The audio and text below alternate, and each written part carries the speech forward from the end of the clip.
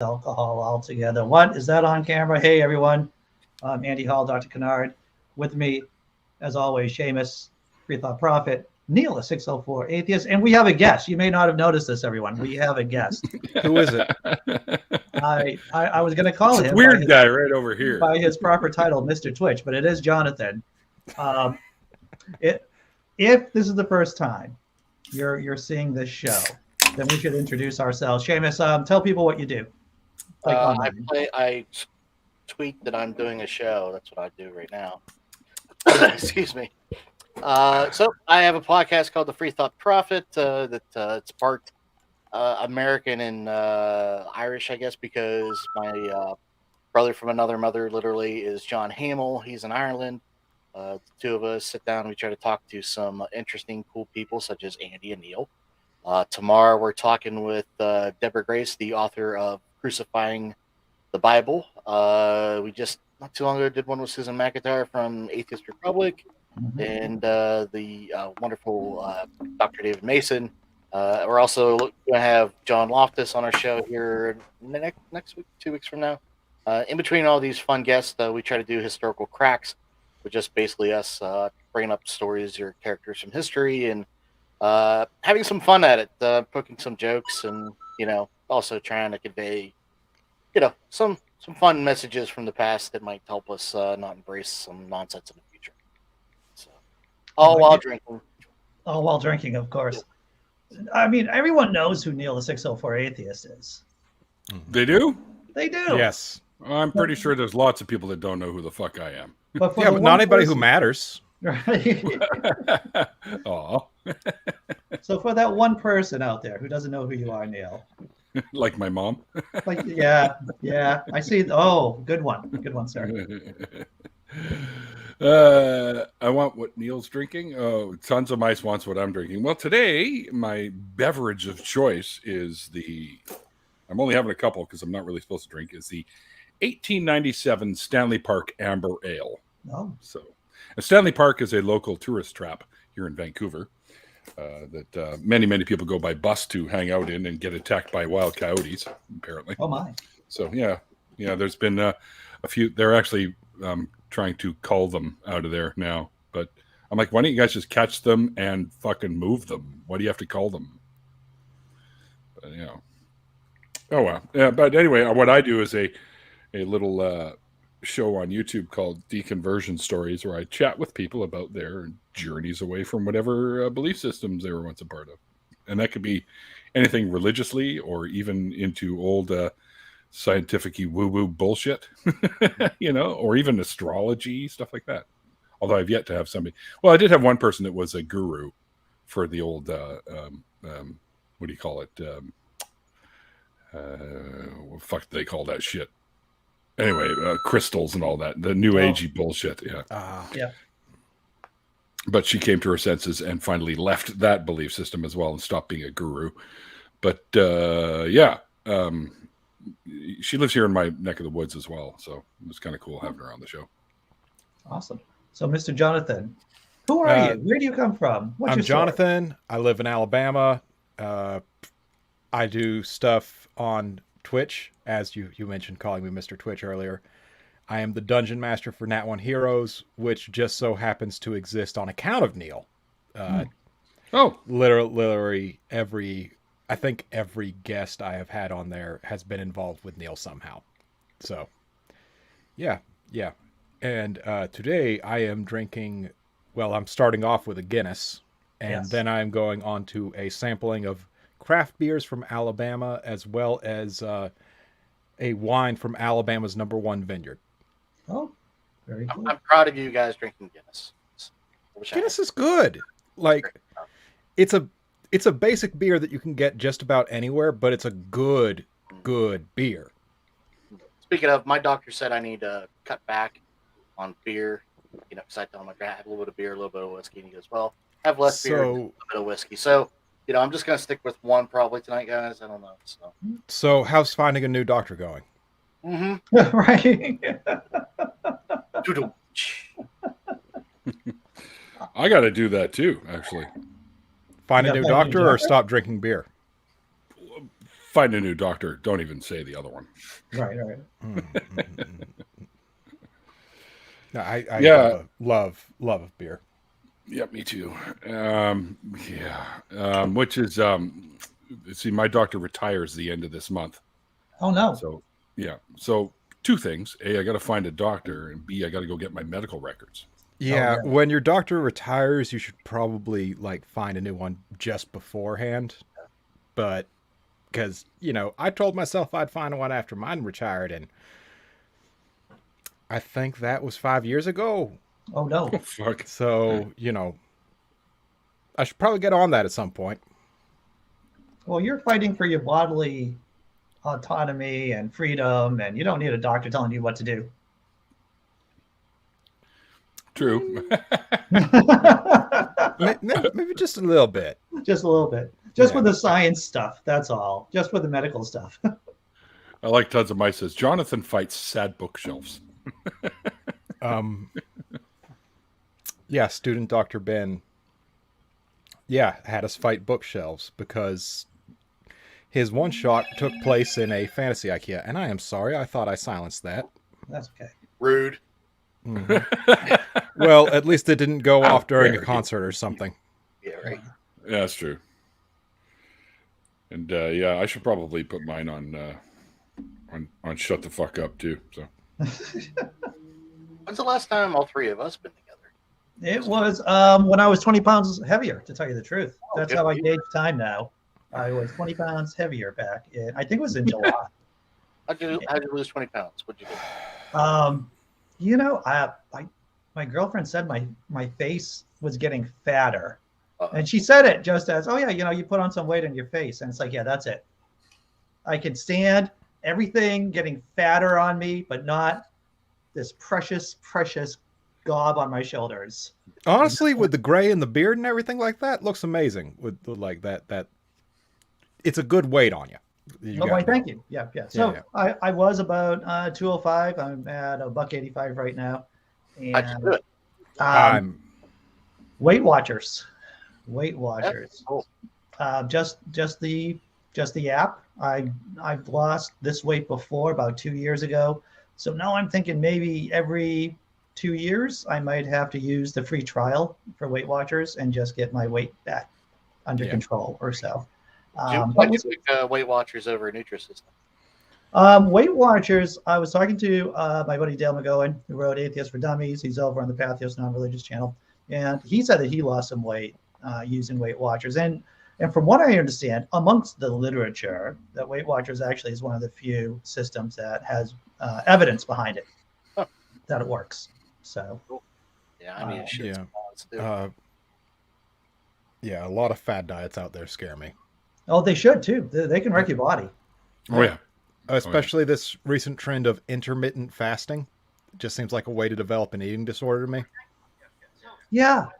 I can understand that. I haven't done a lot of research on it, so I don't really have a good opinion on intermittent fasting. I know I just don't do that. I just don't do fasting in general. I'm religiously against it. I mean, I'm good at forgetting a meal, you know, like a breakfast or a lunch. But Yeah, I do that too. Purposely said, okay, for this whole week I'm not taking lunches unless I was in college and couldn't afford it. It was one of those have something to eat or drink beer. Sometimes 7 p.m. rolls around and you're just mad at the whole world and you're mad at everybody and you find yourself getting mad at your desk and you realize, oh shit, I skipped lunch. Yeah. Mad at your desk. Yeah, for me, when I never really, because Mr. Noodles is a thing, so I never really skipped meals. I would have the $1.25 meal and then drink. Right. I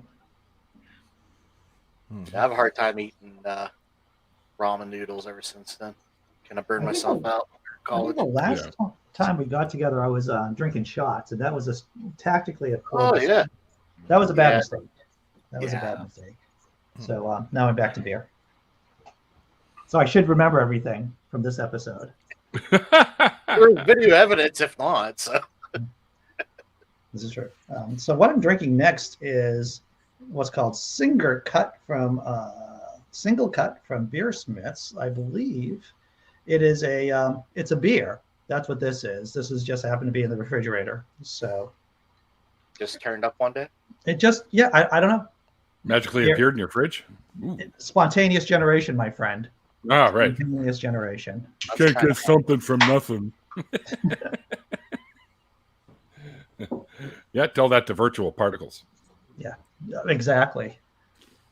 You mean things just like appear and disappear, and that's Randomly nothing is pop in something, and out of existence. Yeah, just like that. Yeah. just like that. Just like that. Yeah, they're a really cool little thing about quantum physics is the virtual particles. It's pretty neat.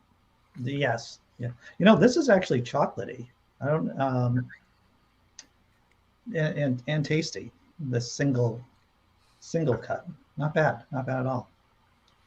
So we know this guy is in Boston. That guy, never mind. Neil. We know where he's at. He's even got an area code telling you. So where are you from there, Jonathan? What neck of the woods are you geographically? Alabama. Yeah, you said that earlier. Alabama. Pay I attention, missed Seamus. that. I'm so sorry.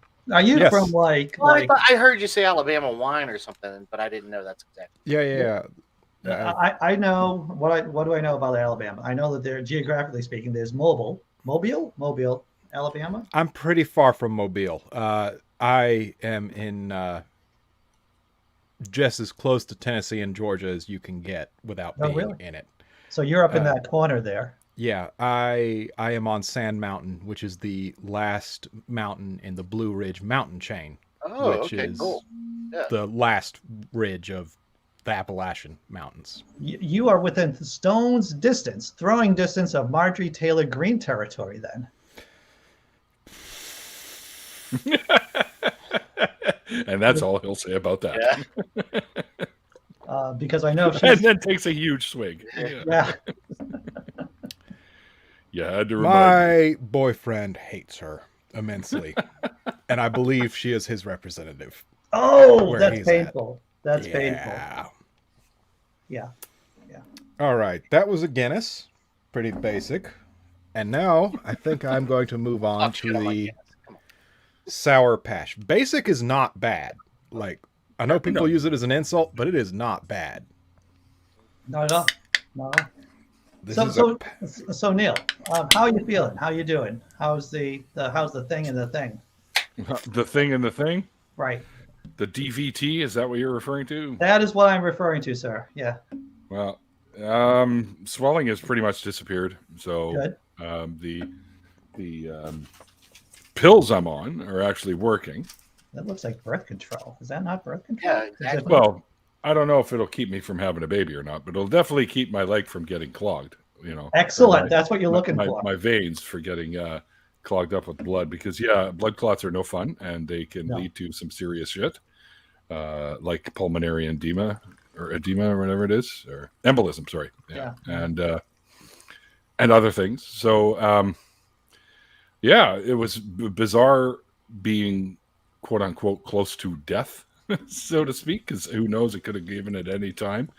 Because I didn't really realize that my leg was as bad as it was until one of these times I was taking my shoes off and the right or the left side one was having issues coming off. And I'm like, holy fuck, that's the size of my foot. And of course, my lower leg was huge. It was ballooned out. And so I was like, I should probably go see a doctor. So I called my doctor and I said, look, doc, my leg is super swollen below and below the knee. And I don't know what the hell's going on. And he goes, ooh, this could be serious, or it could be related to your arthritis or whatever. So sleep on it tonight, and if in the morning it's still the same size, then get to the hospital. So that's exactly what I did.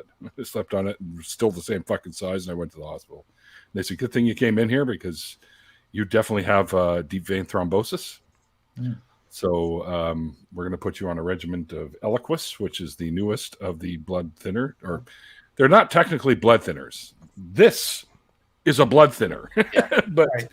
But Eliquis is an anticoagulant. It doesn't actually thin out your blood, but it breaks down. I'm getting an aneurysm, right? Right. It breaks down your clots so that they don't fucking hurt kill you. Yeah, that's right. Yeah. So killed my Pretty much, grandfather. So He had a major aneurysm, and then part of it went to his eye, lost sight in it, and whatever they started doing blood, that's how they found it, and they removed it. But then 5 years later, he started having issues, didn't go to the doc, and break the brain. Oh wow! So, Yeah, no scary good. shit. No good. I'm glad you're on it, man. Well, yeah, I mean, Happy, I'm not quite ready to die yet. I still have a few things I want to do. So, the sad part of this is I was selected to be a speaker at this year's Faithless Forum. Oh yeah, yep. This was supposed to happen a while back, right? Originally when they were going to do it, and of course they put it off because of COVID. And developing this now, I cannot fly. Yeah. Right. So. Because you can get the bends, right? I mean, the difference in altitude could release the clot, and that's it, right? Then I'm dead on the plane, right? So, yeah, I don't want that country song, "Dead on a Plane," but you don't want to live it. Well, what about getting a GoFundMe or something, man? I'm sure a lot of people would pay to get you a bus ride or some sort of shuttle or one of those things, man. Well, yeah. People have been talking about maybe doing a GoFundMe to get train tickets or something, because at least on a train I can get up and walk around and whatnot. Because I thought about driving down, but I don't think my car would make it now. Yeah. I'm pretty sure it won't make it. It's a long It is, and it's in November, and I don't have fucking snow tires. So, I've got an alignment issue, and the front driver's side tire is actually balding on the outside. So I'm going to be trading it in for a new vehicle soon. And I'm going for that. The Midwest someplace, I can't remember now. I want to say it was the Midwest. It's out in Texas, isn't it? Austin is. It's in Austin, Texas this year. Okay, well, yeah, fuck, man. Well, Neil, if you're not going this year, I'm not going then. No, hold off. Well, I don't know yet. I don't know. I mean, I want to go, but let me know, because I can't fucking fly. Yeah, so. Let me know, because whether or not you're going determines whether or not I'm going. I see. Well, okay. I'll let people know. And Thomas wants to know too, because I told him about it too.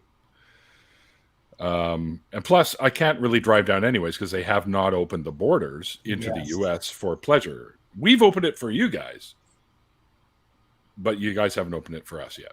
So I can't even drive down. I can't cross. Aren't you guys holding yourselves to a higher standard than we are down here, though? Yeah, but we're a lot more trusting, right? You can't come through if you don't have a passport. If you don't have proof of vaccine, you can't come through. Right. But we've opened the doors for anyone that has proof of vaccination, and of course, or business-wise as well. So, are you saying that I can get into Canada, but I can't come back here to the States? Because that sounds like a deal to me. Well, actually, you can, because you're a U.S. citizen. But you gave me hope for a minute, Neil. You gave me hope. You're still welcome to come up. Okay.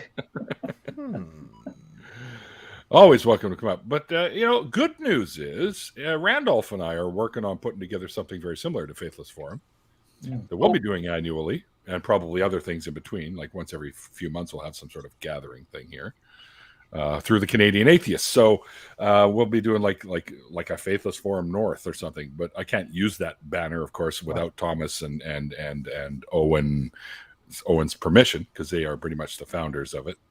Right. And when you speak of Thomas, that's Thomas Westbrook. Thomas Westbrook, yes. Holy Kool-Aid channel, good guy. Yeah, Holy Kool-Aid, Telltale Atheist, and of course genetically modified skeptic as well, who I really need to beat at Mario Kart. So, because he kicked my ass last time, I won one round, I think, and that was it. So yeah, I actually went out of my way and got some N64 controllers, and then I'm going to boot up an emulator and fucking play some Mario Kart on my computer here so I can practice up and kick his ass. Yeah. Because back in the 90s, it was awesome. But yeah. Why am I getting echo here? Okay, I'm not anymore. That was weird. Maybe I was hitting buttons, and maybe that's what did it. Maybe. Well, yeah. Hang on here. Speaking of buttons, I found some buttons that I can use here. Hang on, let me see if I can find one. Here. Okay. Oh, it's not working. Oh, it's because I turned the volume off. That can do it. Oh, that was from The Price is Right, wasn't it? Yeah. Yeah, so I've got all kinds of little buttons that I can use now, which is hilarious. Right from never gonna give you up, right down to. So Neil, you were close. At least you were in a potential death-heavy situation. Mm-hmm. Did anyone, maybe any theists, ask you if you found God?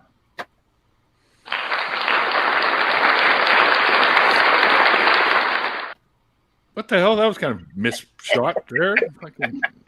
I don't know if I agree with using the applause button on that.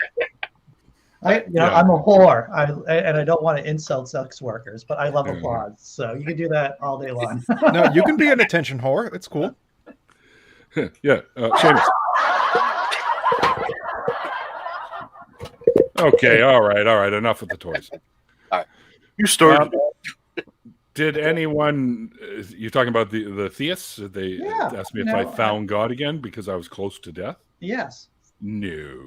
Because there's that Canard that there's that every atheist will find God once they get close to death, once they feel they're in. Like an offshoot of the atheists in a foxhole sort of thing. Mm-hmm. Yeah, no, none of them has said that to me yet. Mind you, I didn't really put it out there that I was close to death. I just said, I got DVT, and that's a bad thing. But yeah, it looks like it's pretty much almost gone. So I go see the hematologist on the 22nd. So I've actually booked off the 20th, 21st, and 22nd because that's all my birthday, right? So basically, I'll be having fun on my birthday, and yeah, and then. We'll see what happens. We'll see what the hematologist says. Because if the clot is gone and there's no signs of anything else, then it's possible I could fly, right? So that'd be sweet. I'll know more after that meeting with the hematologist. Right. Because my biological mom had blood clot issues. Oh, really? Yeah. So it could be genetic. Yeah. So I don't know. We'll see what happens. I hope it's not, because if it is, and I am constantly getting blood clots, I'll have to be on Eliquis all the time. Yeah.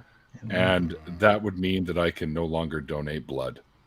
Oh, dude, that's like who you are, though. That's know. That's like a central part of big piece of what I am, who I am. Yeah. And I would be heartbroken if I couldn't do that. So, yeah, I'm. Not that I believe in superstition, but I'm crossing my fingers that that it doesn't end up being that this is just sort of like a really harsh one-off, and I've changed my diet, of course, because this way less sodium, stuff like that. The sad part is I can't, you should stay away from leafy greens. Like, I know. He goes like, my daughter's but like, those are the tastiest greens. Yeah. Well, I can eat like iceberg and romaine lettuce, but I can't eat like spinach. I can't. But spinach is the tastiest leafy green. Yeah, spinach. I can't. Oh, man.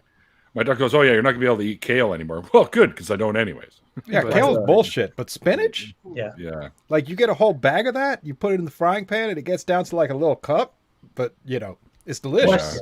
What if you put a lot of fat and cholesterol in the spinach, like a good creamed spinach? Does that cut?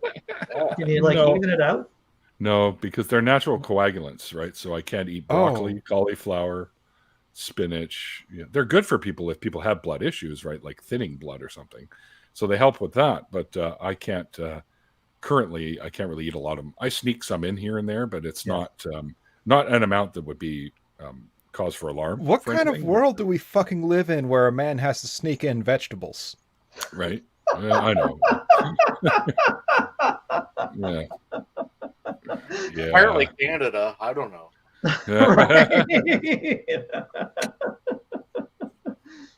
The one drawback to Canada, we found. No, Jenna, kale is not the devil's leafy green. That's marijuana.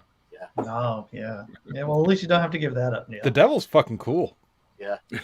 Yeah, we like the devil. Yeah, no, I'm not giving up the marijuana. I don't have to do that either. Smoking is a huge contributor. Is it real? Oh, yeah. Well, yeah, it is. So, that's got to go. Mm-hmm. Smoke pot, no tobacco. Well, I've actually I don't smoke nearly as much as I used to. I've been sort of weaning off, and by the time I go see the hematologist, that's it. I'm done with it. Past that point, I will no longer be smoking. So that should help. Hey, Ian.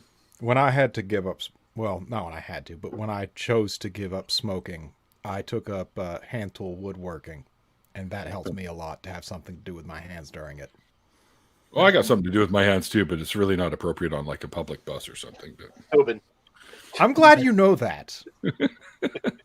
You ever been on a public bus? There are some people who don't know that. Yes, I know. Yes. Yeah, there was a guy that I knew that drove the downtown route here in Vancouver, and he caught it's the same guy too. That he caught a few times playing with himself on the bus. Yeah, that's kind of it's B in the comment section. Hey, B. What's up, B? I know those guys. But how well do you know us? That is the question. You see enough of these shows, and I think people get to know us pretty well. Yeah, drunk us. Drunk us.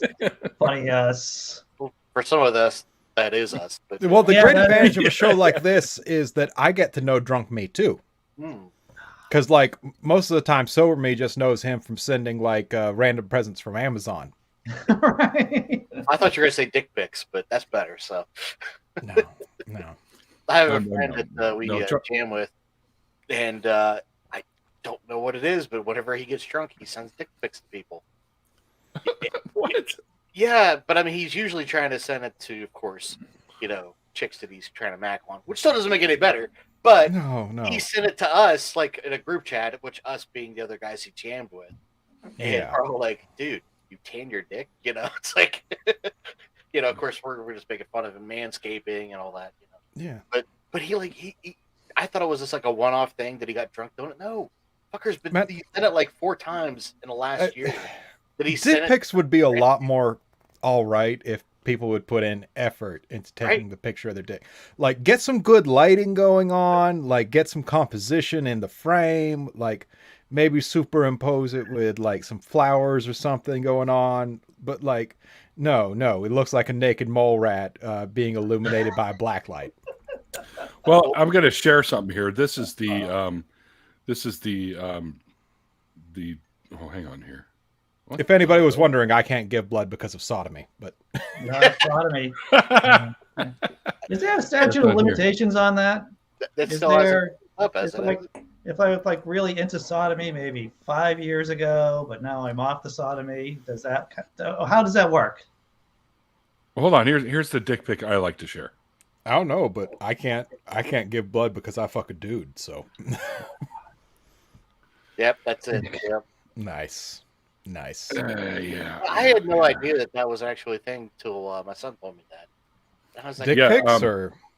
No, not dick pics, but no, the whole donating blood if you're gay or if you ever fuck the dude. Yeah, that's fucked up. Or if you fuck the dude who fucks Deuce. Yeah. What was I watching? I saw something the other day about a guy who was doing somebody, like a girl, I think. And then some guy came in behind and started doing him, wearing him like a giant man condom or something like that. It was, I don't know. It's kind of funny. But anyway, here in Canada, they had it for a long time where homosexuals could not donate blood. But they have loosened those reins here, where as long as you've demonstrated that there's no HIV type stuff or sexually transmissible diseases amongst the homosexual group, I guess, that you have been proven that that you don't carry any of those, you can now donate blood. Yeah, the only time I ever thought I got an STD was from a woman, and it was a woman I was in a monogamous relationship with. Fortunately, it turned out to just be like a bladder infection, but that was still scary. There's nothing more. I mean, one of the scariest moments I've ever had was taking an AIDS test back in 1989, where, you would go in, you would do your test, they would call you up 2 weeks, I don't know, maybe 2 weeks later, and say, well, your test results are in, come on in to talk about it, and then it's like, okay, I don't know if I'm positive or not, but I'll go in and see what happens. And that's what the Dark Ages was like. Why are we still in those though, man? I mean, seriously, they shouldn't have that restriction. I'm sorry. I mean, is it this? Are we going to be in fucking the Reagan era?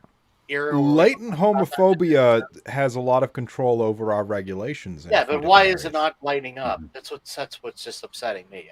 It bothers the hell out of me. It's bullshit. It bothered the hell out of me before I knew I would fuck a dude, but That's good. Yeah. You're not a Republican then. Being like 18, I thought I was Republican, but I was never comfortable enough with my level of knowledge to vote back when I was a Republican. I felt like I was too ignorant to have a say in what was going on. So I made a point of getting educated. And then I turned into a Democrat. Right.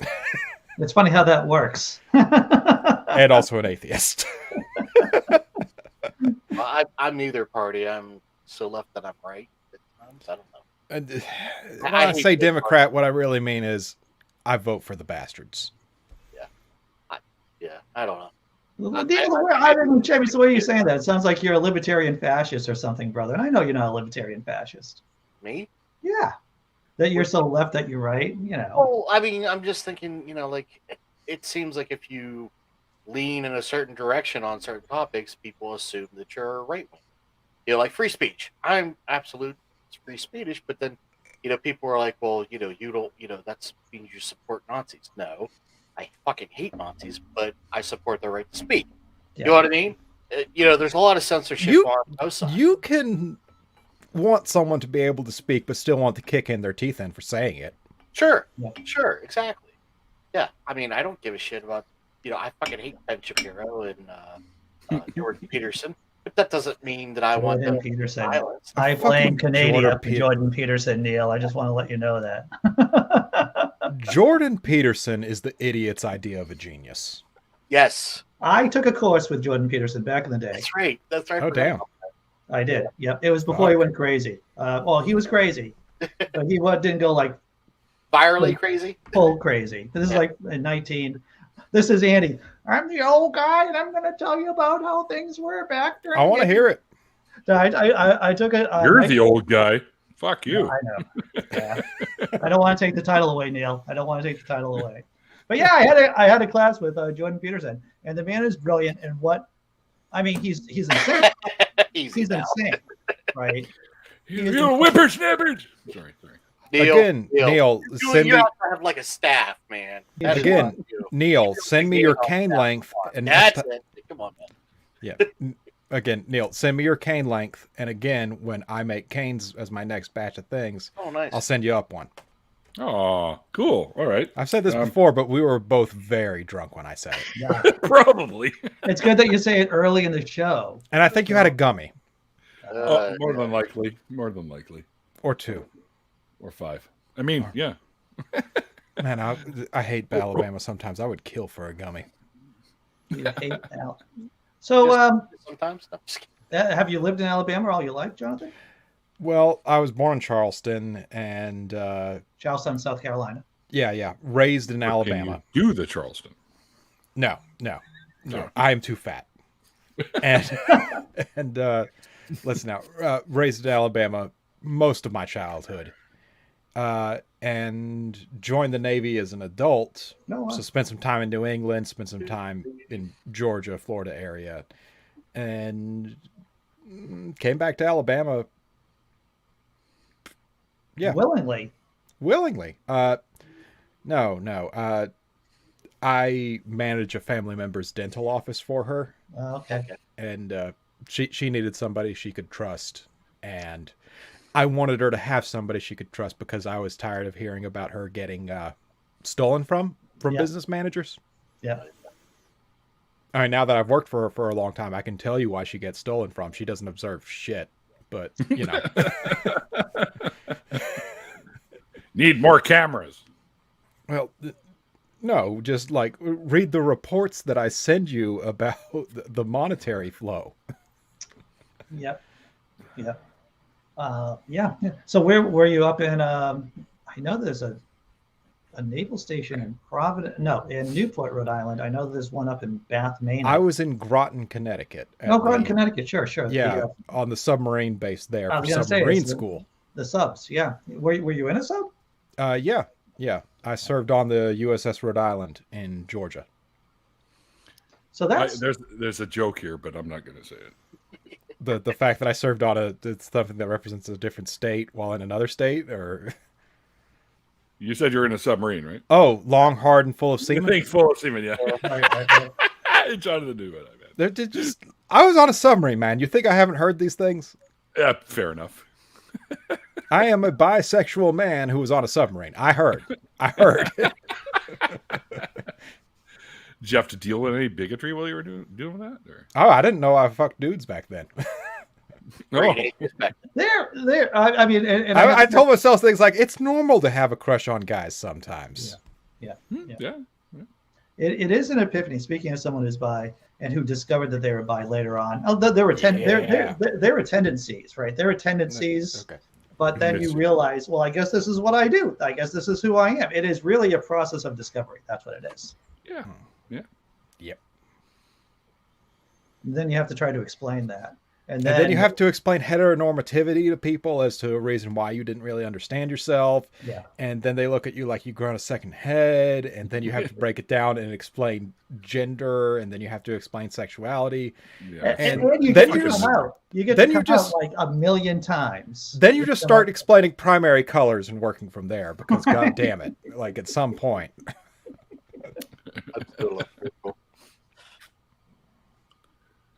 Ooh, the roof on our new studio is almost complete, guys. Congratulations, Randolph. Also, so where is this new studio happening, Neil? It's at Randolph's place. Randolph's place, very cool. Yeah. It's kind of like the guy that built or lived there before him had built this kind of lean-to off thing off the side of the house. Sure. And it's quite spacious. It's easily as wide as my bedroom is, anyways. And it's quite long, so we figured we could use that as a studio for doing the call-in show, right? So we had to rip everything apart and basically almost start from scratch. So we basically used the frame, put up some more framing, which you can see the videos of on the channel, True North Talk, if you want to go over there and check it out, folks. There's some funny videos in there, including one that was done with the Benny Hill theme song and sped up. So it's pretty funny. Nice. Right? So and us, trying to build looking like clowns. And yeah, so it's all there. And we are starting that show eventually. So with the roof almost being complete now it's just, simple, small things. We throw in the carpeting, the walls and painting and stuff. And then we'll have the TV in there. And it should be a lot. Yeah. The comfort thing's coming up. Yeah. So do I want an Oktoberfest or do I want to break into the wine? Well, go for the Oktoberfest first. It feels right to go for the Oktoberfest. I got two Oktoberfests to choose from. But. All right, question. So I'm sure everybody in the panel is far more woke than I. So I'm going to put it on you guys. You mentioned Benny Hill. I heard somebody recently, go on a big tirade about how misogynistic and terrible that show is and it should be banned and all this. I don't know. I mean, I grew up on watching that shit when I was a kid. That was just one of those late night things I was happy to stay up. We should see movies. Home. You know what I mean? Well, yeah. Movies. But it wasn't just that. It was funny. I always found it funny, but I don't know. What do you think as an adult now and looking back? Is that really funny? Is it wrong? What do you think? I will say, as someone who is on the very lowest tier of the comedy hierarchy, check out my blog, Laughing in Disbelief on Pathos Non-Religious. Cheap plug. That a lot of jokes don't work 5 or 10 years after they've been crafted. Art comedy is like as a art form. If we're going to put on my wanker hat a little bit tighter, it's like food. Right, it's like a cooking show, right? It's that kind of art that's there, and ideally, it's just gone into the ether after you tell the joke. But it's like having a piece of cod that's been poached, and it just sits there for years and years. And then you say to yourself, "I'm angry at this cod," And maybe the analogy doesn't work after that. Neil, save me on this. No, basically the joke has been spoiled by time, as a cod would be. Yeah. I would definitely say that Benny Hill was in a lot of ways very misogynistic, of course. Sure. But on the other hand, he was not afraid to poke fun at anything. Yeah. Like Monty Python, like Dave Allen at large, like Dave Allen. It was the norm. Fucking Dave Allen. Love The norm to poke fun at everything back then. And of course, we knew then that it was satirical, that they were making fun of shit satirically, as jokes were back in the day. Now, I don't know if any of those shows would fly today. Probably not. More than likely not. But they are what they are. They are from the past. They made me laugh a few times, but that doesn't make me a horrible person because I laughed at something back in the 70s and 80s. Right. Because I've learned from that and I've become a completely different person. Like, I'd still probably laugh at some of the jokes that Dave tells, but some of the ones that are less controversial, we'll say. Sure. Right? Oh yeah, he was like really kind of bigoted towards Asians. He was a fairly racist dude, right? He told a lot Dave of Allen? race. Yeah, Really? yeah. Okay. Well, I mean, Well, he was Irish. What do you expect? oh yeah, Yeah, Seamus. but it was amazing though the fact that an Irish guy in the 70s was on British television and telling jokes about religion. Yeah. Talking about some serious fucking balls. That's what he picked on the most. Yes. So that's why I think people let him get away with some of the jokes he told. Maybe. And those are the ones that I usually laughed at too. Right. Yeah. As long as people, understand that that these are done with the intent just to, I don't know.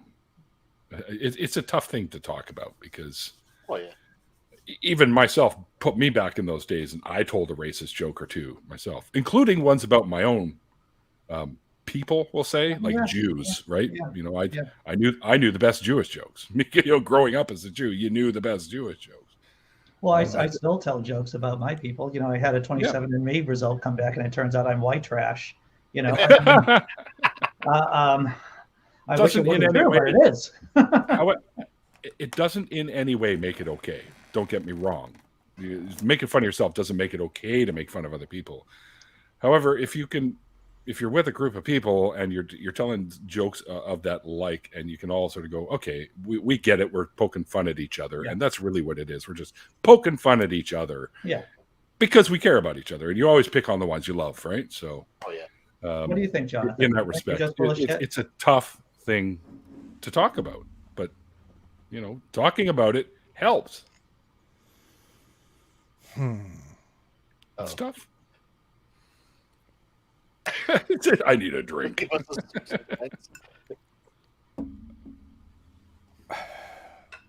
I like the old adage in humor about punching up. Yeah. I think that's when humor is at its best. I totally agree with you on that. Yeah.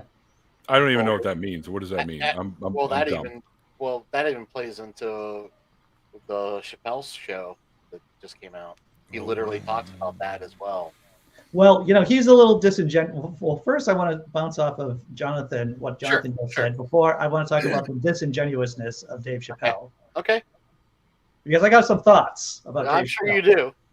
But with Jonathan, and I totally agree. When I craft jokes now here, I am poking fun at the powerful, the corrupt, and those are my targets. That is who. Is that what that means?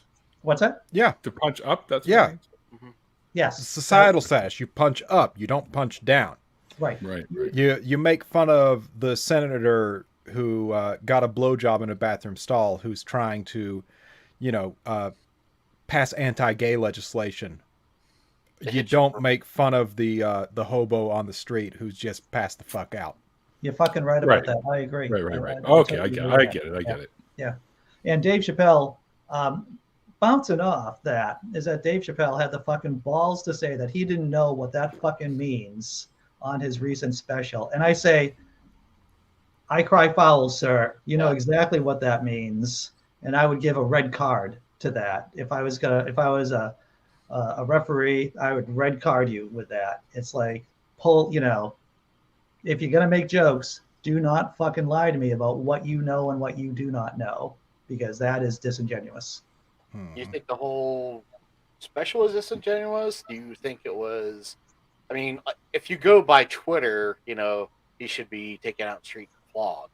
You know what I mean? But I mean, I am very uncomfortable with the idea of flogging a black man. Fair enough. But do you know what I mean?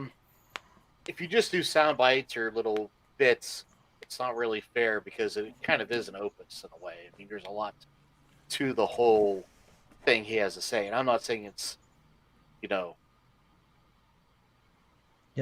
that's a good one. Oppressor class and not the oppressed. Good class. one, Bree. Yeah. I mean, I am not totally resolute on what my feelings are at this point after watching. I will say this. I mean, I think there's a lot to it.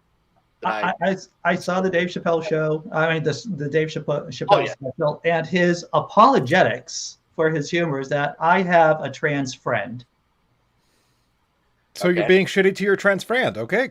Get it. And the thing is, and I'm just saying, it's like that's the hill you're going to die on. I will say that in terms of comedians that I do like, I think Bo Burnham is brilliant. And I know I've been ranting about Bo Burnham for months at this point, but if you haven't seen his Inside special on Netflix, then you really should, because it is a fucking epiphany. That's what it is. And I'll also talk about that later. What's that? You're going to fight about that later. We'll fight about it right fucking now. I'm willing to go to the mat on a couple. I'm willing to go to the mat on a couple of things. Oh, I like Bo Burnham, but I just thought it was like 2/3 too long. That was my biggest gripe. I did like it though. He is great, and I did like it. Yeah. And of course, I'm a big fan of Mark Maron. He's an old guy who doesn't seem like an old guy shaking his fist at what those kids are doing now, right? And speaking as an old guy, when I craft jokes, I don't want to seem like that guy who doesn't understand what young people are doing, and I'm angry at that. Yeah, you don't want to be the old man yelling at clouds. I don't want to be that dude. I do not want to be that dude at all. And I think when I listen to Dave Chappelle, it's like I get that impression. He's an old dude yelling at clouds. You know what? I think you're right. But I also think he admits that because he admitted that, he didn't know X, Y, and Z at the time.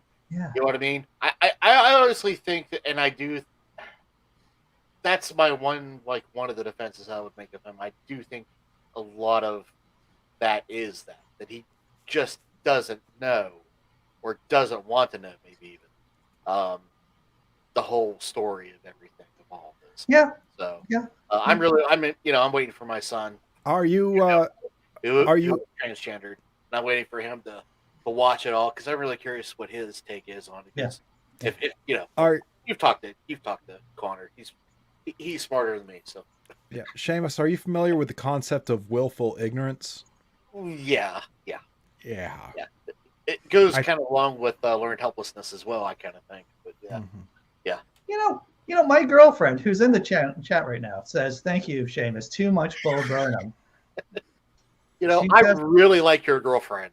I've just got to have to say, because she's always on my side. So. She is, to tell you the truth, she is. But I have traumatized her with that special because I keep singing the song spontaneously. They're great, especially the Jeff Bezos. Even though I fucking hate Jeff. They're great songs. Problematic. I mean, Bo is always, he's fucking talented as shit. But I just a lot of it was just like too long, man. Just a little bit too drawn out. That was my only complaint. I if he puts out something tomorrow, I'll probably watch it. I mean, I like it. Hi, Marie. Hey. I'm gonna do the Queen's. The Queen's. Oh, the shitty wave. Guys, Randolph is leaving. Oh, bye, Randolph. See you, Randolph. We heard him. Was it? He's already gone. Wave? Was that it? Was that the thing that killed? Yell at him on Twitter for me. What's that? Oh, I was telling Neil to yell at Randolph on Twitter for me. Yeah, you spoke of yell at Randolph. Okay, sure, I'll do that. Mary, I'm sorry. I'm messaging with. Show. Sorry. Yeah. Oh, I'm sorry. The trick is to use the caps lock. Yeah. I'm coming to the realization that I actually have had that I drink a lot on these shows because I've specifically said only 4 beers this time, Andy, and I'm already on the 3rd one, and I'm like, wow, things are going down pretty Yeah, fast. I'm on my 3rd drink too, and we're not not even an hour in. When I was in the Navy, they didn't. Number 4. So. They didn't want us having more than 3 drinks in a sitting, and they didn't want it to be more than 1 drink in an hour. And fuck that. Like, what it came down to is they didn't want us getting drunk. My girlfriend is about to cringe right now because this is one of my favorite Winston Churchill quotes about because he was the admiral. Talk about a shitty fucking human. He was the admiralty. Oh my God, we could talk about that all day long. Yeah. The admiralty of the Navy in World War I. And he said that the British Navy survived on, what is it, rum, the lash, and sodomy. Yep. Yeah. Well, that's go ahead, Neil. Soon may the Wellerman come to bring A real sugar and tea observation. and I used to be a shitty human once too, but I changed my ways. Because I can evolve as a human being. Some people don't want to. I wanted to. I'll just say that I'm putting my my beer cans up right by my finger puppet of Alan Turing right here. Oh, nice. nice. Alan Turing, part of the community here. Man, who got screwed by Imperial Britain, you could easily say. From Boston. What are you talking about? What's that? What are you You talking said about? part of the community, and I He's said part of he the was LGBTQ community. I That's what I'm know, I talking was being an asshole. about. Oh, well, I'm like Neil. I'm not evolving. All right. Searches for 3rd beer. Time for some whiskey. Speaking of Guinness, folks, this is made, or actually, it was an old distillery that was going to go bankrupt. In one of the originals in Ireland, and Guinness bought it. So Guinness is such a great company. Oh, fantastic company. Look at them all being like, we people are having bar bets. We need a book to solve this shit. That's good. Yeah, they were like the internet before in analog form, right? You want to know something? Guinness Book of World Records. That's it. My favorite book as a kid. Oh yeah. It was a great book. I always like the Ripley's Believe It or Not ones too. Yeah. Those were pretty fucking bizarre. My dad had, my adopted dad had Ripley's Believe It or Not book from like 1962 or something. And Jack Palance, right? That did the show? The TV I show? believe so. That is correct. I remember one of the Ripley's Believe It or Not stories was that a felon in prison was able to create Cryptomeria. Thank you. Wow, nice. Thank you. Was able to create explosives from a playing card deck because apparently back in the day you could make something go boom from playing cards. Are you kind of confusing like X-Men and what you're talking about? Gambit? Yeah. Gambit, that's right. Yeah, I see what you Gambit, did there. yeah. Now, it wasn't playing cards he could make explode. He could make playing cards explode. He could. But he had actually... He did. He actually had a special power that allowed him to charge it with energy. Yeah. Yes. But he preferred playing cards because he was a dealer or something, right? No, he was a gambler. Because it was from Louisiana. He's from Louisiana. We all know those Louisianians. You can't trust them. Issues. Are you sure? You can't trust those Cajuns. You can't. Those Cajuns. So this is cloud. They'll steal your beignets, damn it. And you need those. You need those. Oh, holy shit. Gumbo and beignets. Like, heaven right there. I have to tell you, I've never felt so much white guilt as when I was in New Orleans, going through one of those fucking concentration camp plantation tours. Oh, fuck those. Oh, there was like, wow. Do you know how many plantation houses there are in Alabama that are just places to get married? Yeah. Like, that fucking disturbs the fuck out of me. Let's go to Auschwitz with a cow. We get ourselves a little ceremony there. Yeah, that's just wrong. Yeah, it's immoral and wrong, and it disturbs the fuck out of me. And it's normal around here. Why did they allow that? Plantation houses? Or to have like something like a marriage on them or something? Because people are fucking racist and they don't care. And Louisiana just incredibly was absolutely across the board racist and terrible.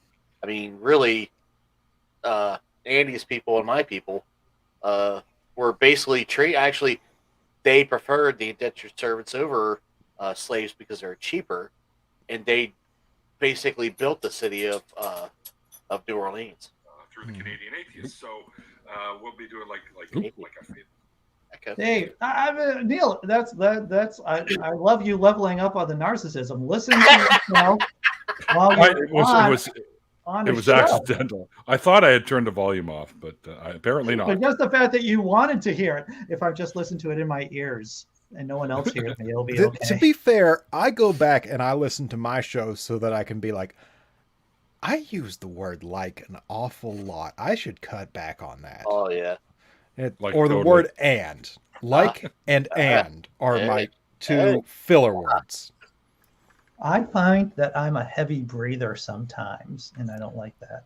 Oh, when I go back and do video editing and I'm correcting some audio issues and like taking passing cars out of the feed, like I'll sometimes get on breathing and I'm like, fuck.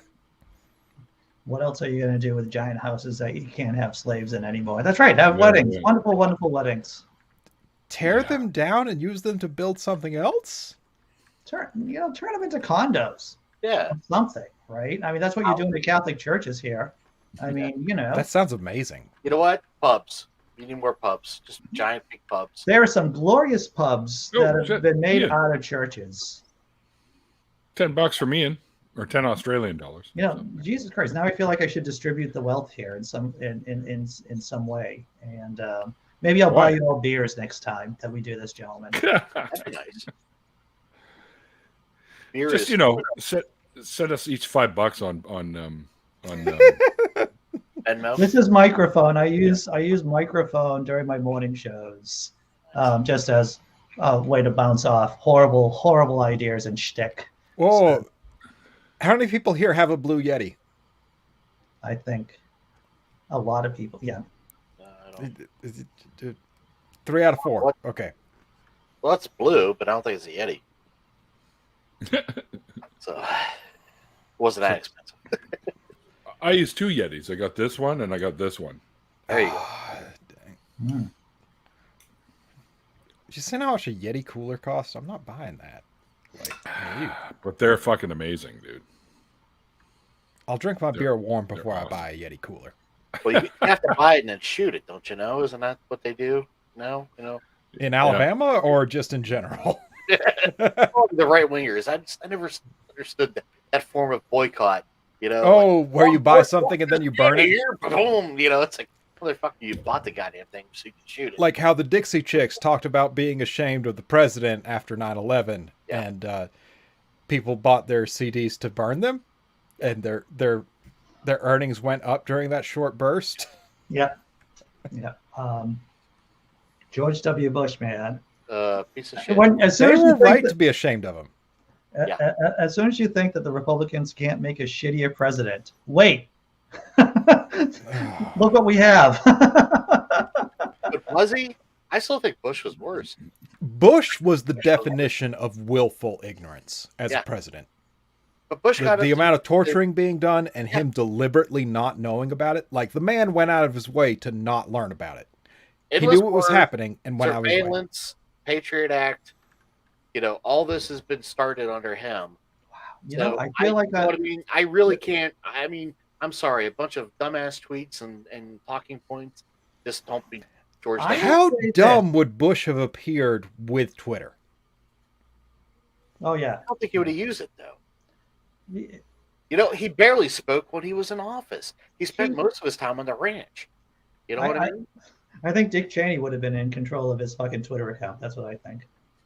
Right. I mean, the guy, he was smart really enough to know how dumb he was. Right. He didn't step out and say, I am. He wasn't a big enough narcissist to embrace that, right? So he knew enough that I need to step back. The only way to make this work, or at least certain people made him think that. So, but now he's embracing this. Hey, I'm a good guy. Remember me? Hey. I'm the guy you want to have a beer I make with. paintings of dogs now. Yeah, I'm just a soft, happy guy that dropped a lot of bombs, killed a lot of motherfuckers, but it's okay. Hey. So let me agree with Seamus before I disagree with Seamus. I have not come here to praise Caesar, but to bury him. Okay. I will agree that in terms of destroying the economy, possibly the world economy, good job, Bush the Younger. In terms of getting us into insane 2 forever wars. And I'm going to say something even more controversial than what you just said. Thank you, Joe Biden, for getting us out of Afghanistan. Oh, I'm on that. And I don't even Cheers. like Joe Biden. I don't even like Joe Biden. But okay, then let me ask you this: Is it? Right. This is a scarlet letter kind of thing, right? So, okay, so a friend of mine, whenever I was in high school or getting out of high school, we were talking about 2 girls, right?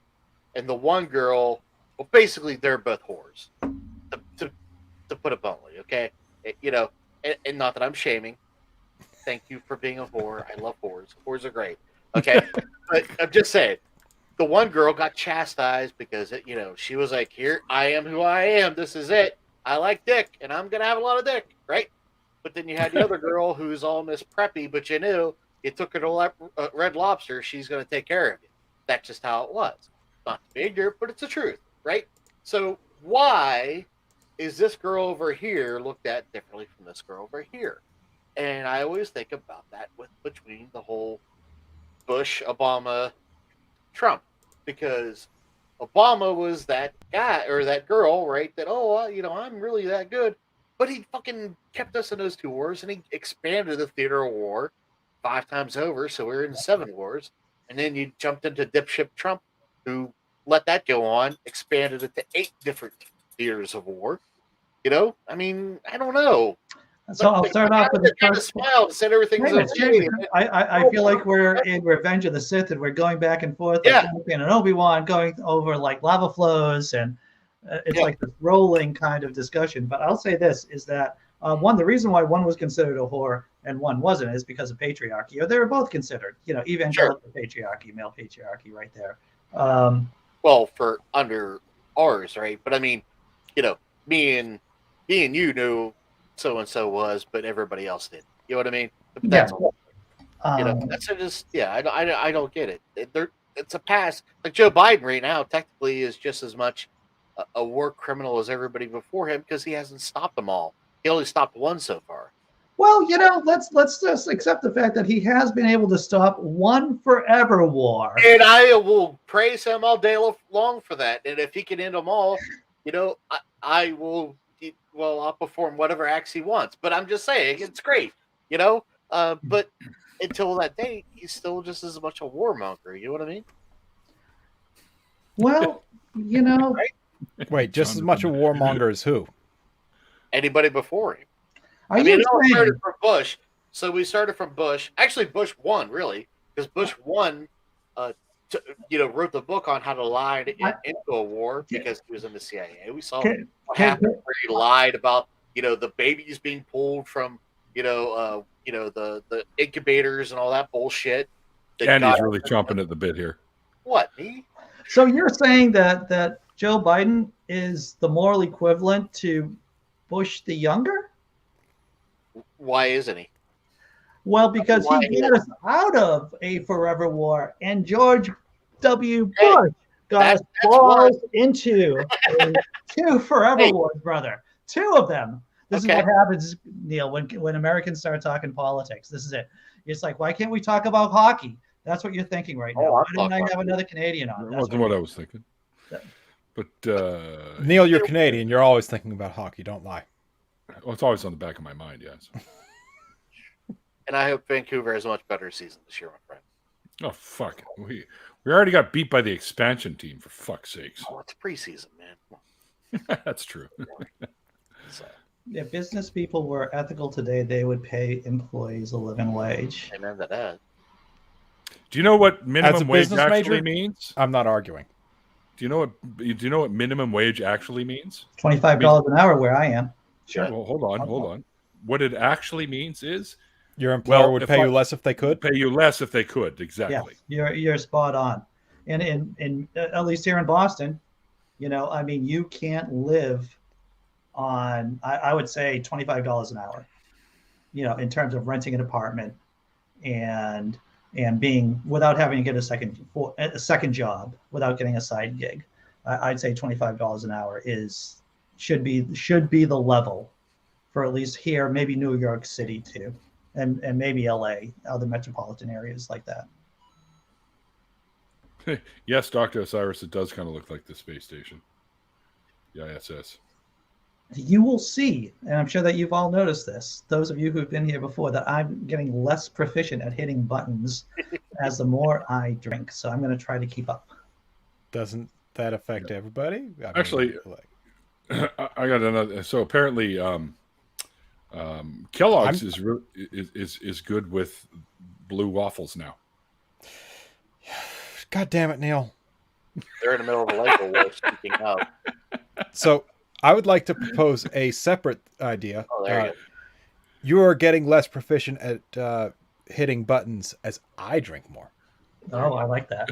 I like that. Thank you for enabling me, Jonathan. I appreciate that. I guess Going all Chomsky on there, Andrew. I guess Dr. Cyrus just came from Mr. The fuck's his name again? Mr. Sensible's channel. Because Mr. Sensible was building the space station on YouTube, the ISS. He was It's cool Lego set. I want to get that one and the Apollo 11 moon landing too. I will say that I enjoyed Lego Wars. The girlfriend and I watched Lego. What was it? The Lego Building Con TV show that was up. I wasn't aware there was one. Yeah, dude. It's the second season. Will Arnett is the host. It is hilarious. Good stuff. They have. Speaking of hilarious and Legos, I'll get back with you in a minute. Okay. Go ahead. Yeah. So Lego Masters maybe is the name of the show, and it's a lot of fun. And I've definitely, seen it. It's great. Yeah. I'm a Lego guy, as you guys well know by now. But boy, did I get duped one time.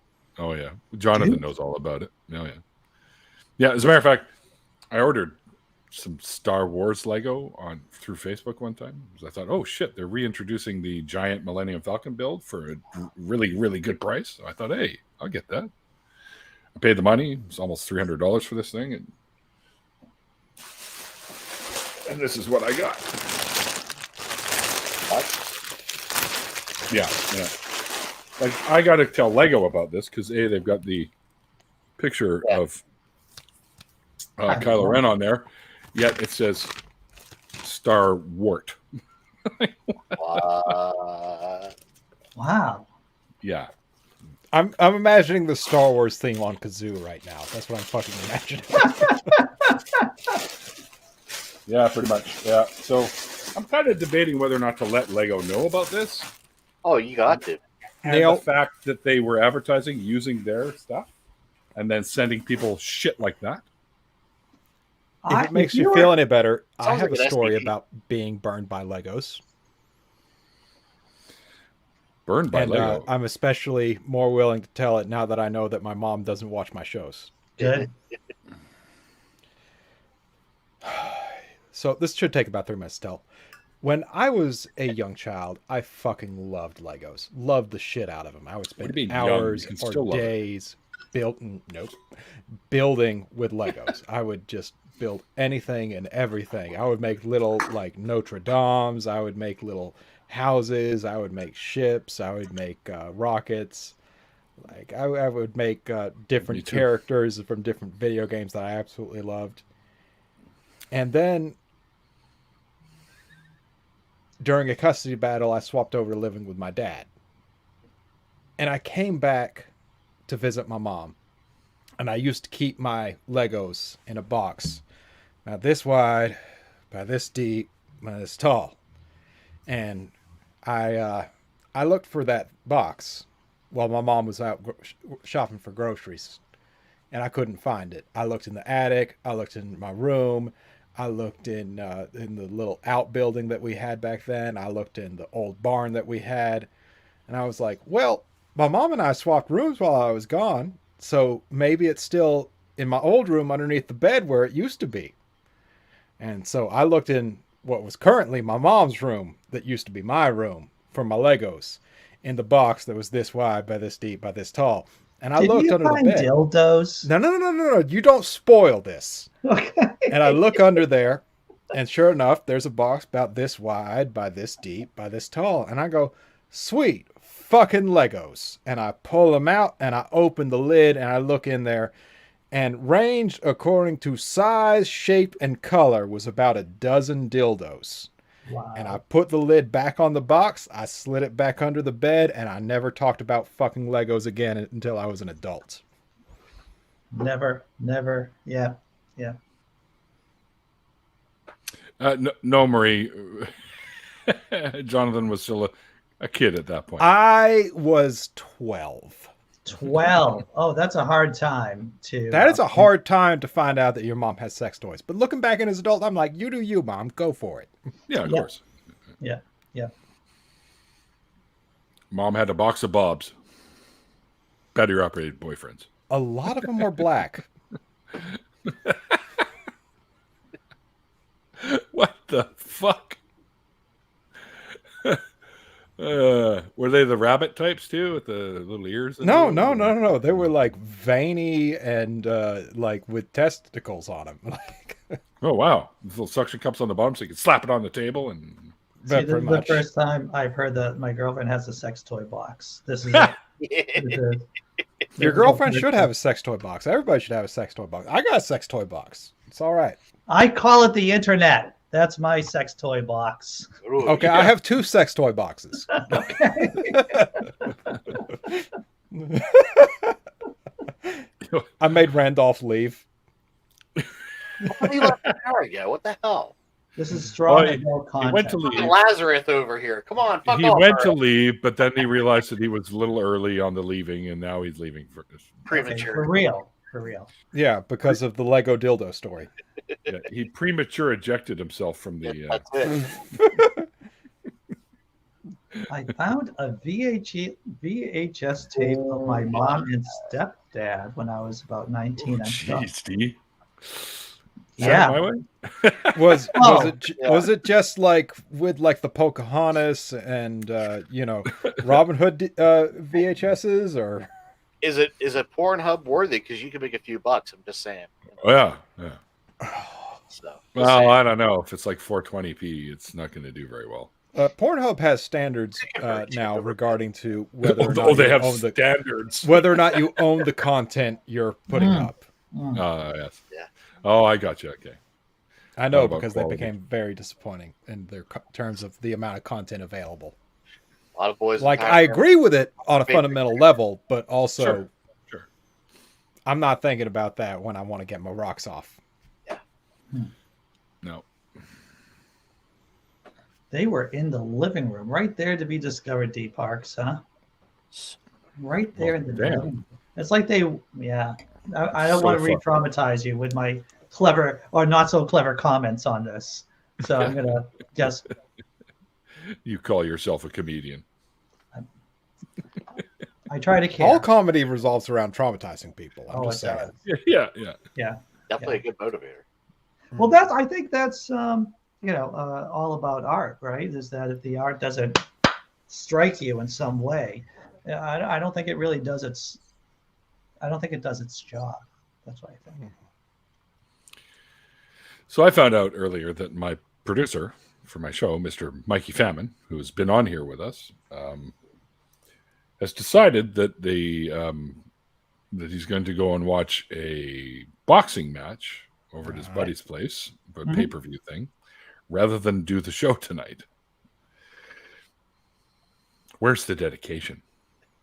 And worst of all is that it's about fucking I don't want to boxing shame anyone here, but once you start watching mixed martial arts, I'm going to go there. Boxing seems awfully tame. Tell me I'm wrong. Yeah. Tell me I'm wrong. Boxing is just one of the things that you can use in mixed martial arts, right? So Yes. Yeah. Maybe you just want to watch sweaty dudes touching each other for a few minutes. Isn't it better maybe. for sweaty guys to Maybe. be able to punch each other and then wrestle with each other too at the same time? I mean, yes. Easy, Jonathan. Easy. Yeah, somebody fair enough. Especially if there's just a little bit of blood. that's what makes it hot. Actually, my guest tonight is a wonderful human being.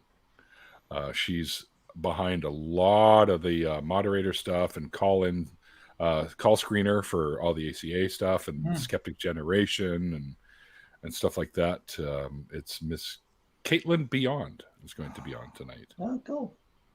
Yeah, and she's also started a baking company called Baking Beyond. It's called so. Is I there have a link to THC products there, Neil? What's that? Is there THC oriented products at this baking company? I don't believe so, Okay. They She do has a nice special bakery orders. company, that's for but sure. I will ask. Yeah. I will ask. You know, Dr. Osiris, I just want to let you know about how technically incompetent I am at this entire, like Neil talks about having a producer and I'm like, I don't know. I am a. I just talk about it. It's not a reality. Yeah. Like I'm with Andy on this. What the hell, Neil? I don't know. I have had a producer and I have had to produce myself, and I know which one I prefer. Like, it is good to have a producer. Oh yeah. It's hard to make content while you have to worry about the layout and everything of shit. Mm-hmm. And constantly hitting my show with the hashtag coins and all that, right? Yeah, The yeah. drinking game. And having to fucking do that and move away from the comments because for my show, as much as I'm speaking with the guests, I'm also paying attention to the comments because people might have questions for the guest, right? Yeah. So, or I might be able to highlight something that's kind of hysterical. You know, Neil, what you need is a little bit more ADHD. No, I've got all I the have idiots. some right here for you. I'm going to sprinkle some extra ADHD. And see, if you had a producer, they could add little bits of sparkles into OBS. They for you. could have done that. Yes. Yeah, I have to tell you, I was blogging on my shitty blog for years before I got tapped to going on to Pathos, and then it's like, oh, this is great. You know, at least someone's like watching what I do and like supervising me. I'm hoping to be such a trash bin fire here on YouTube that someone's going to tap me on the shoulder someday and said, you know, we're going to help you out. And this is what we're going to do. Until that day, it's just me doing my shit, basically. That's an interesting perspective on how to do things. Have you considered paying someone money? Well, that would mean I would have to make money. Oh. And even though I don't look like the urban underclass, but I have to tell you something right now. And I'm only saying this But you have books behind you on a bookshelf. Clearly, you must be well off. Well, It's a green screen. you may not know damn it, but you know, out of my 53 years of being on planet Earth, this is what I've decided to own. This is it. These bookshelves are not even mine, but not even all the books are mine. But if we're discussing books, The girlfriend's going to be your producer. What? Now, what Wow. is that? Jonathan's got a great big blue box. That looks very dramatic, friend. What is that? Andre Roubaud's With All the Precision Possible. This is a treatise on furniture making from the 18th century. Christ. So you're not talking Reprinted Shakers. and rebound by Christopher Schwartz of Lost Arts Press. So that's not You Shaker were furniture you're good. talking about. That's a little bit more. Wow. It's funny. You can tell about where our interests lie. You have the book on furniture making, and I have the rise and fall of the great powers I was thumbing through before I started the show. Yeah, it was really something in the green room. He had a nice robe on. He was all stretched back, pipe in his hand. I kept on waving to get his attention. You know. Oh yeah, it was. Because this is a great book. I mean, it's aged since it first came out, but it really has. That's what books do, though. Yeah. I mean, Like wine. I love the smell of a new book, but also like old books that are well cared for. That I do. You guys bringing out all your fancy books, and the quickest one I could reach for was Darth Vader and Son. We're not going to knock it. That's good.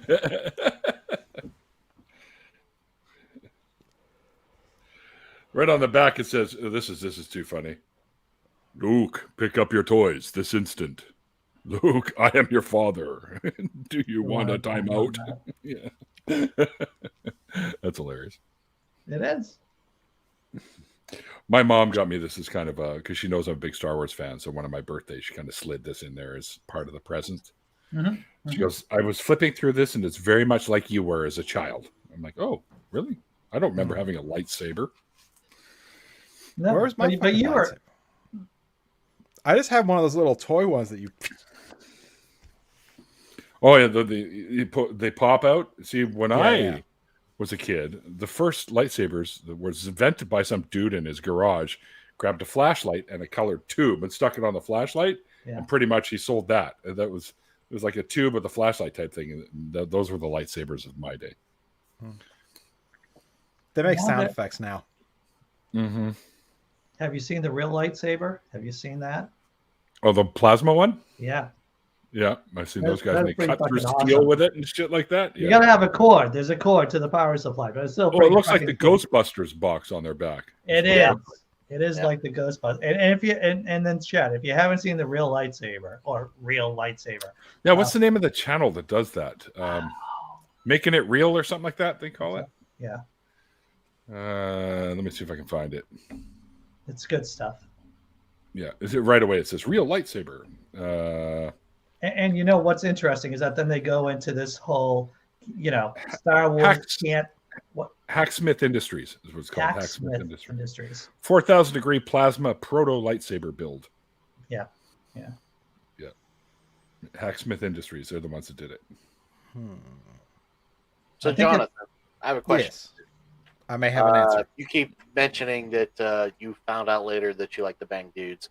Was it? Hey, I said before that or- too, but go ahead with Jonathan. Sorry. Was that before or after you became an atheist? I mean, how did that play out? Just curious. That's a good question, and the answer is weird, and I'm sorry, but I don't know. No, that's fine. You don't know at all? It was a gradual thing on both accounts with like little stops and starts regarding that.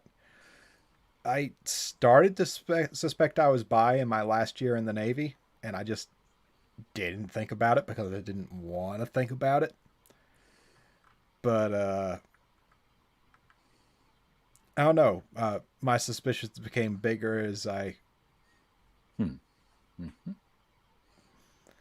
It would be hard for me to say the moment where I realized, oh, I'm bi. So I don't know. What about atheism, though? See, with the atheism, it's more like I pretended to believe. Sure. And after a very long time of pretending to believe, I forgot I was pretending. Right. Did one pull away the curtain easier than the other? You know what I mean? Was it easier to... It's honestly easier to say that I'm bi than to say that I'm an atheist in this area. Okay. Yeah. Was there some doubt, though, that you were bi and not just straight up, one way as opposed to the other? No. Okay. Cool. Like, straight up, my boyfriend and I have talked, and we're like, so if we ever have the opportunity to have sex with a woman, we're going to try to turn it into a three-way because you're my bro, babe. That's awesome. Mm-hmm. That's awesome. That is really interesting because there is,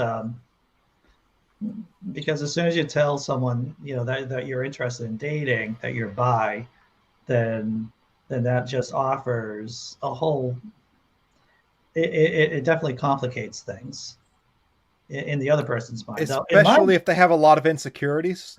Oh yeah. And you may find this surprising.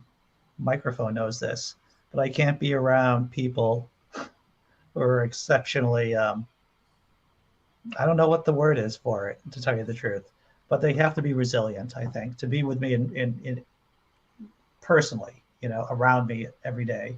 They have to be resilient people. So you're tough to live with, is what you're saying.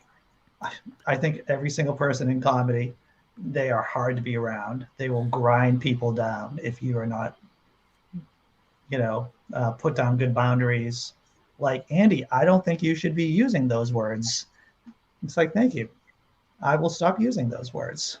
They have to be able to put good boundaries on you. But okay, it's funny you brought that up as being equated to the whole bi thing. Is that hand in hand, you think, or is that just a comedy thing? Say that again, please. So, what is that hand in hand with being bi, or hand in hand with being comedian? Oh, that's more of a comedian thing. Okay, Yeah. I just the comedian thing. I mean, doing comedy and being bi, they're two different things, of course. But they can both grind on people. If like I had a girlfriend back in the day who was very insecure about my bisexuality, and I think that's one of the things that undermined our relationship. This is before I was married. This is like a long time ago. So she was not secure in the relationship. Though I loved her, I was in love with her. But if you're not secure with who you are, then they will question. They're gonna question. Well, so many people view your attraction as a reflection on who they are and how attractive they are. Thank you. It's a great point. It's a fantastic point. Yeah. Yeah, and it doesn't. It's like this is just what I like. I don't know how to explain it anymore. This is just what I like, and I don't want to censor myself either, right? I don't want to censor who I am. But when I've said things like, I've had it come out like 100 times. It is a burden. It is a burden. Well, okay. So I'm going to put you guys to the test, if you don't mind, since we're on this subject. How it's been explained to me, and just to use my qualifiers, I guess, I would say probably 80% of the women I've been with been bi. Not by design, just by chance, honestly. There's been no prescription, it just happenstance. And actually, I'm going to say probably the number's higher, but at least 80%. But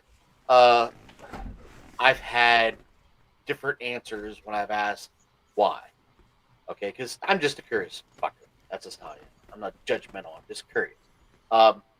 And the worst answer was, for me anyways, well, I was at school and there wasn't any guys around. What else was I supposed to do? Sounds like a prison. And then the best answer for me sounds like a desperate sexual. So the best answer for me is from, which to me is still the only person I could say I actually loved was my true actual last girlfriend, and she explained it to me. It was basically like she just didn't see gender or anything; she just saw people.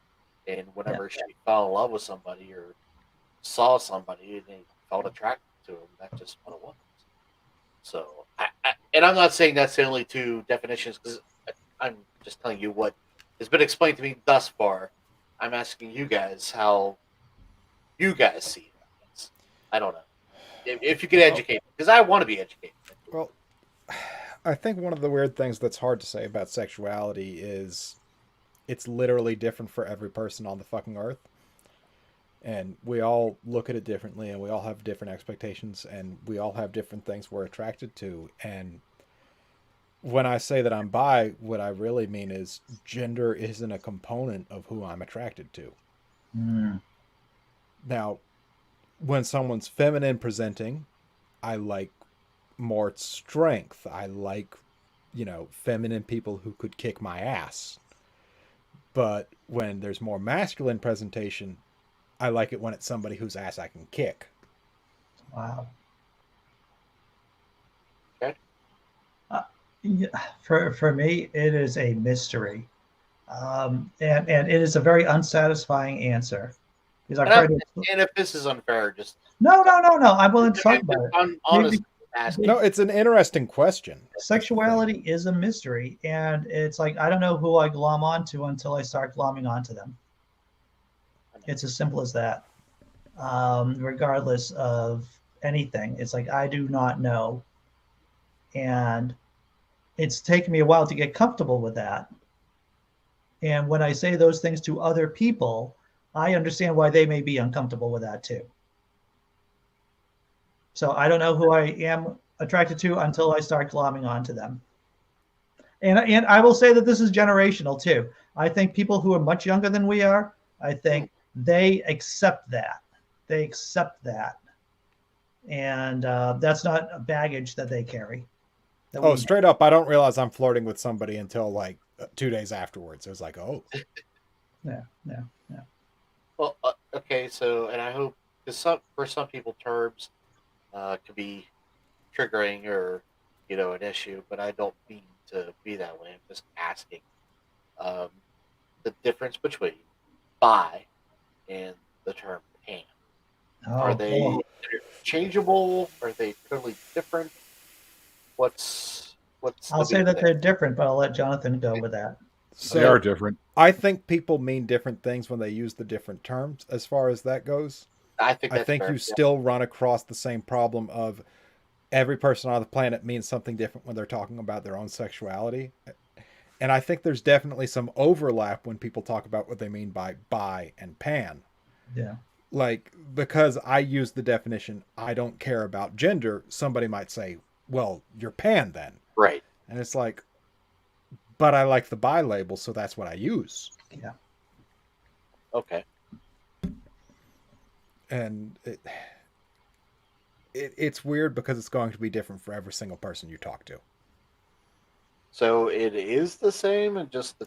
Well, I will say, in my comedic mind, which boils down really complicated issues into bullet points, okay, is that being bi, I think, is being different than being into people who are. I'm hearing a small echo there. People who are into people who have who may be trans, right? Who may have, various assortment of plumbing. Yeah. Okay. But So the thing is, I don't exclude trans people from my dating pool. Like, so I think that's more pan, to tell you the truth. In terms of if I was going to bring out, is that the difference, really? You think? I don't know. That's an honest answer, and I like honest answers. Yeah, okay. Here on Atheist Drinking Out Loud, we may not give you good answers, but they are honest answers, ladies and gentlemen, and small furry animals from Elvis Centauri. Like, I mean, I just hear both, and I've heard people kind of assert the same kind of definition of both terms. So, you know what I mean? Yeah. Well, you started, society changes over time, right? Sure. So the meanings of word changes over time too, and it's difficult to stay on how language evolves, right? So when 30 years ago, when I was saying that it doesn't matter what the plumbing is, I'm still into you regardless. What does that mean? The same thing now? And I think it does. But once again, it's a mystery to me. You know who I think would be able to have a better answer for this than I got? V La Bianca. They'd probably have a good answer on that. And I just might call in tomorrow to ask. Yeah. Because I think it would be a lot less offensive coming from me than somebody else. Well, yeah, I don't mean any offense. I know you don't mean any offense, and I appreciate that. Yeah, yeah. This is all honest. I mean, I don't think that you're being disingenuous whatsoever with those. I've heard V describe pansexual before on secular sexuality. Yeah, secular sexuality. I know. Right. All right. So, generally, it's not limited in sex choice, basically with regards to like biological sex or gender identity. So I guess what I mean when I say bi is there's a different expectation of presentation when I'm talking about what I like about the different genders. Because like I said, you're pretty much open to anything. I like women who can kick my ass. I like men whose ass I can kick. I'm saying there's a different qualification for each one of them. So in your mind, bi means you're still the alpha? Is that no? No. It It means I'm attracted to both, yeah? Yeah. But I have different expectations of what I find attractive in each of the two. Right. Whereas I think pan, you're just attracted. And it's not about the gender presentation. I think when you get into what makes long-term relationships work is that can the other person hear me? Do they see me? Do they understand me? And those are the relationships that last over time. And I want in a person, do you see me? Do you hear me? Do you understand me? And that is by far more important than anything else. Any other kind of physical aspect. Yeah. Well, I even use that for my platonic relationships. Yeah. Well, I mean, it's all about. It's basically it's a sexual or romantic or emotional attachment to anyone, regardless of their sex or gender identity.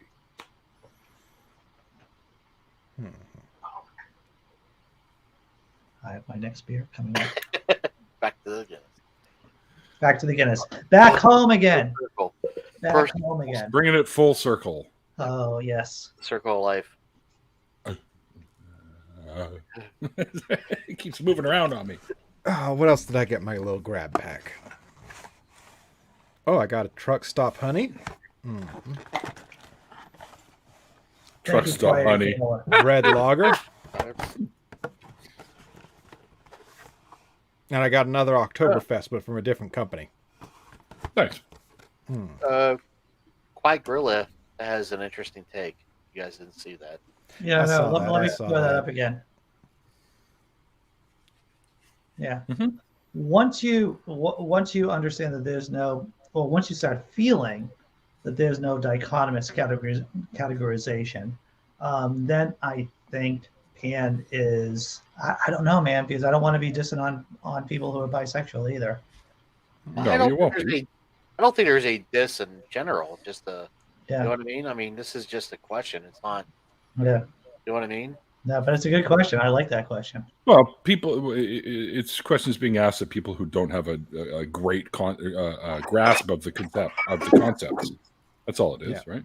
Accident. Yeah, and I definitely feel like there's some overlap between bi and pan, but I don't think of them as the same thing. Yeah, I'm with you. The Quiet Gorilla has been rather, what's the word I'm looking for? Quiet. Not around. Quiet. Not quiet. Quiet Gorilla. But not when you're not around. You're absent. Absent. Aloof. Aloof. Yeah, something like that. Like been very absent in my shows lately. Well, I spilled my ice and whatnot, so I have to drink this straight, guys. Sorry. Quiet. Well, if I was on, I used to volunteer for a substance abuse helpline. And if you're going to call in, Seamus, and say, I'm out of ice, I'm out of mixers, I'd say go with fictitious God. Yep. That's what I would say. My craft beers have gotten warm, and we're putting these away, and we're grabbing another Guinness. I still got some weed in there. Cool. All right.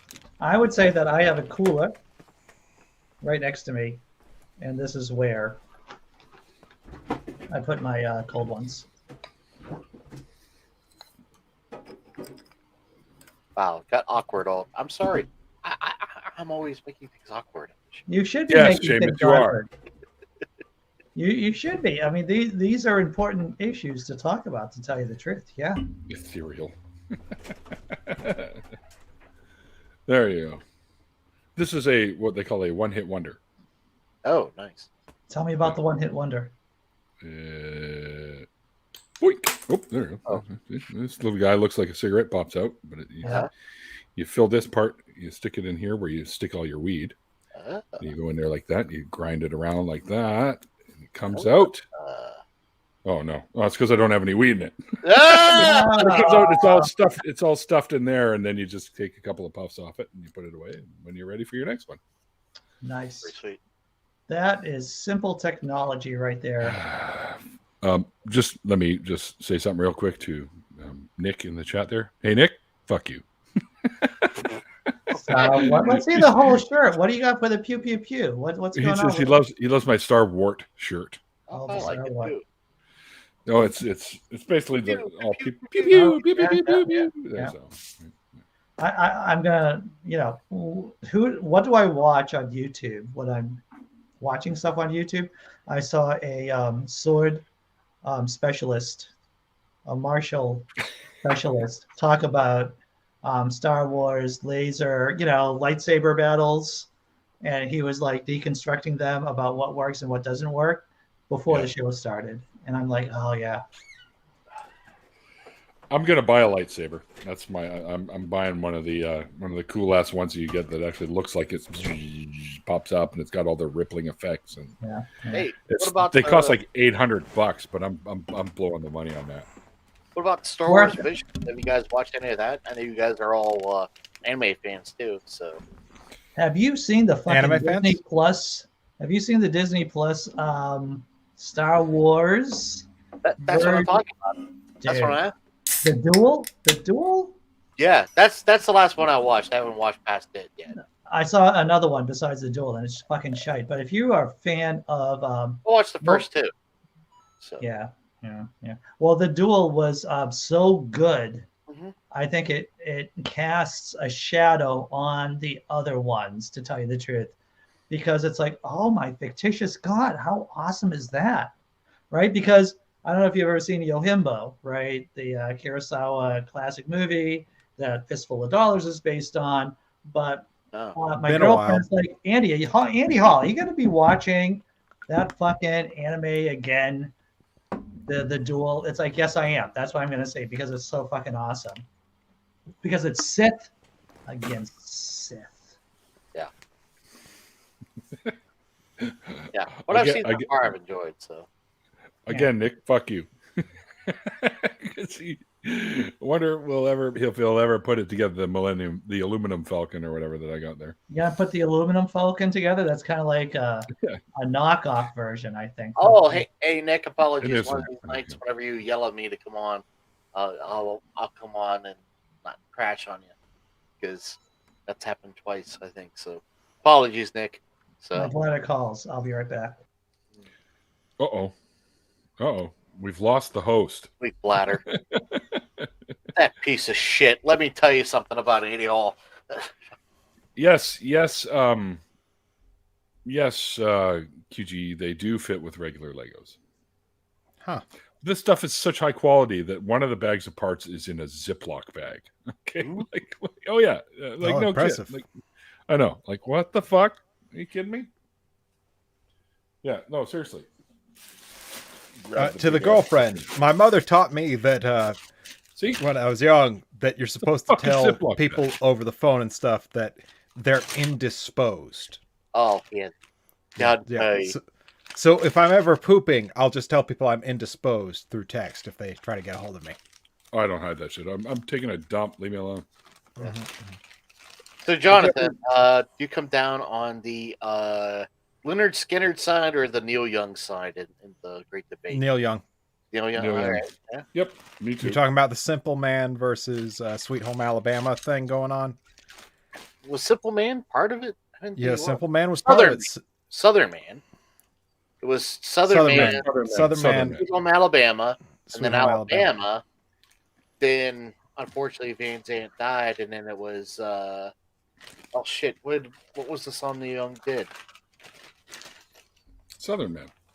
No, I'm talking Toast. After he died. Was it Frigid Wing or something like that? Actually, it's on Zuma, which is on my fucking wall over here. It's on Zuma. So, but Alabama is a better. But yeah, if you're so obsessed with your home state that you can't handle any criticism of it that involves how fucking racist your neighbor is, maybe you got a problem.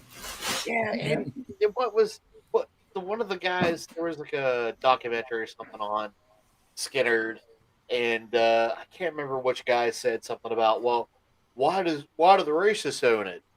Why can't we own it? As in the flag. And I'm like, because it was racist when it was made. So I take the stance that there is only one Southern flag that is appropriate, and that is the pure white square. I like that. I like that a lot. But Well there's said. also the fact that the rebel flag was never flown by any Confederate army. The closest thing was a square bar. Yeah. And that is currently in the possession of Virginia, who collected it during a battle. Oh, I should answer a question for Quiet Gorilla there. So there's a manufacturer making non-Lego bricks. Yes. Well, there are multiple manufacturers that make Lego style bricks that aren't Lego bricks, but they've attained rights to do so, I suppose. But these guys literally advertised it as this set. They advertised it as set numbers 75-192, which is the giant Millennium Falcon thing, as a reintroduction price of like somewhere close to $300 when it's usually over $800. So I thought, wow, what a fucking fantastic deal. I got to jump on that because I love that thing. And I paid the money and it came to me in a fucking bag, not the box that you see there. It was a total misrepresentation. Now I've tried to find the ad and it's gone. Which is why I never bothered to make the video they required. Here's some amusing shit we can go through real quick here. I love the rage, to tell you the truth. I like the anger. I thrive off the anger, and I'm feeling it right now, Neil. Okay, here, it starts out with this. I emailed the complaint center for these guys. This was not even close to what was advertised. I will be returning it for a full refund. Dear customer, sorry to hear that you're not satisfied with the item. We need to confirm the item, so could you please do us a favor and provide information as below. 1, the clear picture to show the whole item, which I did. The picture can clearly see the tracking number, which I showed.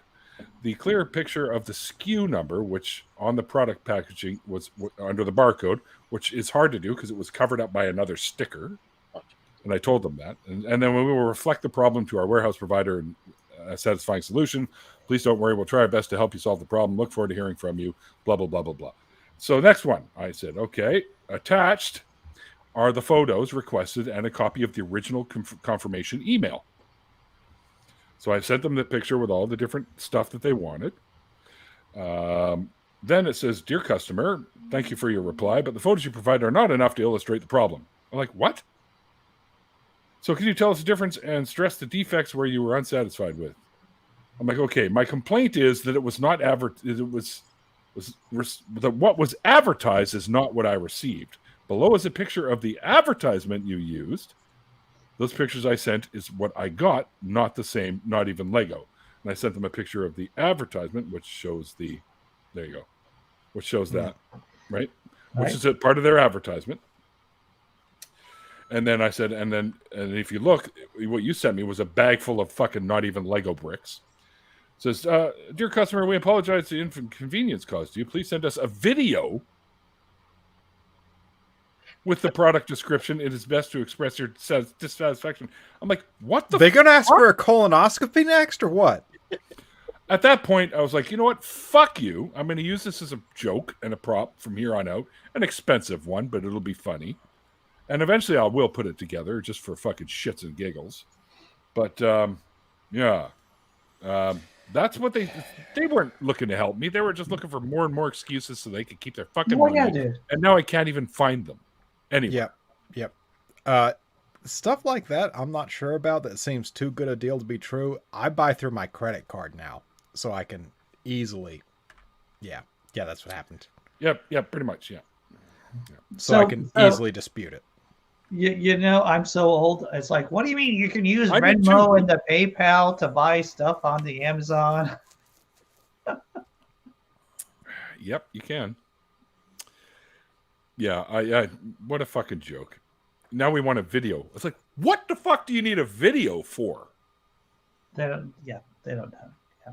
They want to require more requirements so that you leave them alone. That's what they wanted. Fuck off. So my question is, should I report all this to Lego? Yeah. Of course you should. Yes. Of course. The question, You want help? the answer to the question is baked into the question. That's what it is. Of course you should. I still have the original thing it was shipped to me in, which is this fucking retaped up bag. But you see, you look at this, and it's all the stickers that are on here were covered, right? Covered up. So I don't really have much to go on as a... I don't know if I can do this or not. It's from China. Just saying. Well, you're screwed. You know, and the chat seems to be unanimous in the fact that you should be reporting that shit. Even if it doesn't do any good, you should still report it. Yeah, let Lego know, but you're probably still going to be SOL, especially if it's from China. There's so many dodgy, little shuttle companies that they have over there. So I will say is that I came to this realization about China the other day is that it is a declining power, and I threw a post. I put in. I said, "This is me being drunk," but no, really, this is serious. yeah, I saw the post. It's serious. It is, and I was in the shower when I realized that China was a declining power in relation to the other powers around it. And check it out on the Facebook page because it does inform how dangerous we are in relation to China. Yeah. But are we? Disagree. Okay, I'll tell you 3 reasons why, really quick, because I'm just a shitty comedian, and I can tell you 3 reasons why really fast. 1, low-hanging fruit. The only reason why China's been expanding for so long is because because of colonialism, yep, and because of communism at the same time. 1, I know that's controversial. 2, you can look at the numbers, and even their shitty numbers and I'm a leftist, but mainland China, and I'll use the term mainland China, their economy has been, if you picture it as a curve, it's not going up like this. It's more like a soft slope now going downward. And that's just numbers in terms of economic GDP growth. 3, they're getting older and they have no immigration. The only reason why the United States of America is growing in population up until now is because of immigration. Most great powers decrease in population over time, and their populations get older. And 4, and I lied when I said it was 3, it's going to be 4, is the fact that you look at our shitty you look at our shitty political systems here in the West. It's hard to believe, but actually there are worse systems out there. There are worse systems out there in terms of change. And the mainland Chinese have a shittier political system to adapt to change than we do. And go and check out the post on Laughing in Disbelief, shitty plug for my Facebook page. But yeah, it really is. It's and the thing is that China is declining in relative power, and that makes them even more dangerous right now. Yeah, I only learned enough about the Chinese economy to be mad about the price of graphics cards right now.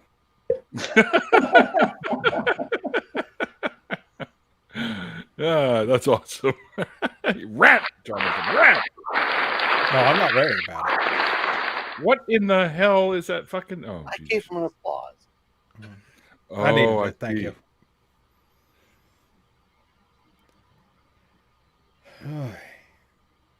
But hell, Randolph, why are you, You know, texting me? I think I'm everyone live. else in here does video editing. Is anyone else here pissed off about the price of graphics cards right now? Oh, I wish I was so smart that I would understand what you're saying right now, Jonathan, but I'm not that guy. You don't do video editing for your shit, or? That's why I need an editor. And Microphone says, you're just a shitty talent, Andy Hall. You're not even good at that. I You do need a a little bit of microphone editing. prop. See? Oh, those are awesome. It's like the you're speed showing editor? me It's cuneiform. amazing. It's like you're showing me cuneiform. Oh, this is called the jog wheel. and it lets you go frame by frame on your editing. The jog wheel. Yeah. I know It's the jog wheel. It's amazing. Oh, you can get a jog wheel separately. You don't have to pay what I got for this. But All like right. DaVinci Resolve has a deal right now where if you buy their speed editor, you get their full copy of their professional version of their software. Whenever I do any shitty video editing, it's with, and hear it this out because this is true, is iMovie. That's what I use. Dude.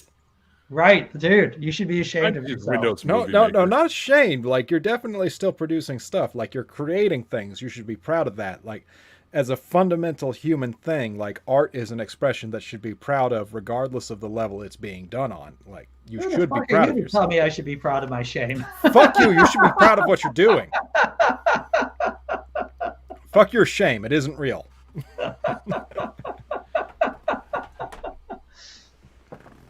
But like we were making shitty handprints on cave walls thousands of years ago. Like we're doing pretty fucking well, and I like it. Indeed. I agree with that. And you So know Neil, what? this is the last 5 minutes of the show, and I haven't even blacked out or browned out. What do you have going on? You got a show coming up within a couple of minutes, in an hour or so. About an hour. Yeah, about an hour from now. An hour and 5-ish minutes. I'll be Good. chatting with, as I mentioned earlier, Caitlin Beyond, who you folks may know as being a mod and a part of the call screening repertoire for like shows like Skeptic Generation, The Perspective, Dave Warnock's show, the GD show, and also for the ACA stuff as well. So she's awesome human being, and there's going to be some surprise guests in the after party that are Sweet. going to show up to show some love to her for what she does. So you may want to check out the show later over on my channel, the 604 Atheist, the deconversion story. So yeah, that's going to be a lot of fun tonight. Seamus, what do you got going on, brother? Like I said, we're talking with Deborah Grace tomorrow about the crucifying of the Bible. Talk to me about Lawrence Krauss. Tell me why he thought you guys were full of shit. What about Lawrence? You tell me about Lawrence Krauss. That's my question. Oh, that's more. Not that I'm not disagreeing with him, but that's more John's genre. Just calling I like him how out. you're throwing John under the bus right now. I'm just saying that John's more of the troll on Twitter than I am. I'm nothing but trouble, everyone. You come Yeah. on, a couple of drinks with me. No, like I fucking messed with him about. I guess trolling does work because Krauss did a response to him actually over time. But Wow. yeah, that's so. I mean, we had him on the show like twice too. That's what's fucked up with So, anyways, on that. What did he call your co-host?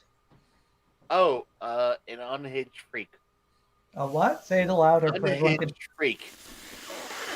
Yeah, because he trolled him for basically being a hypocrite because he's calling all these people out for being woke and over censored, but yet Atheist Alliance has done exactly that, and he sits on the board of Atheist Alliance. So this is what we call, by the way, in the psychology business, the hand on the doorknob.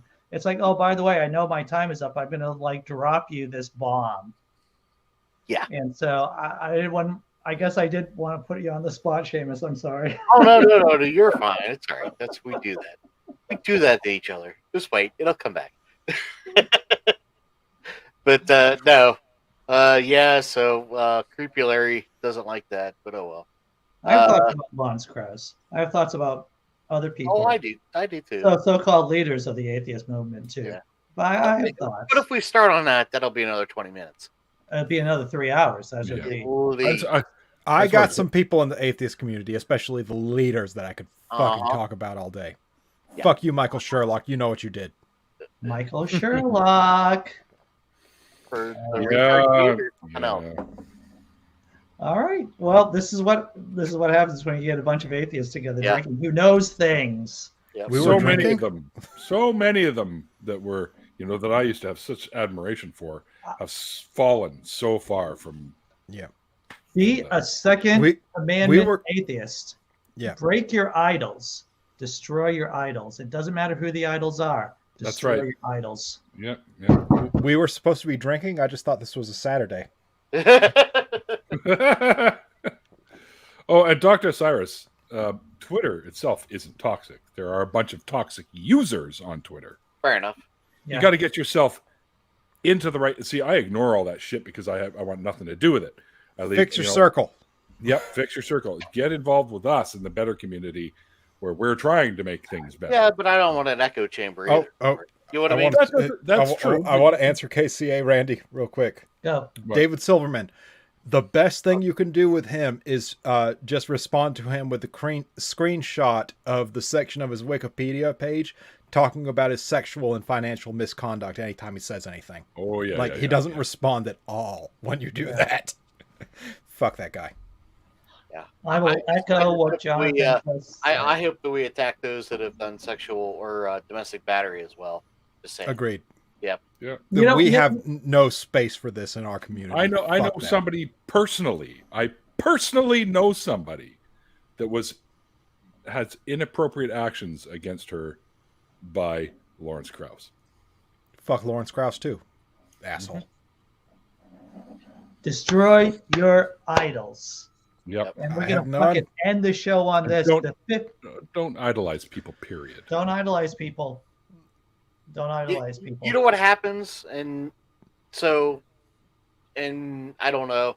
I don't want to assume on everybody here, but coming from that background, right, where you grew up, worshiping a deity and all this, it's really easy to fall into that.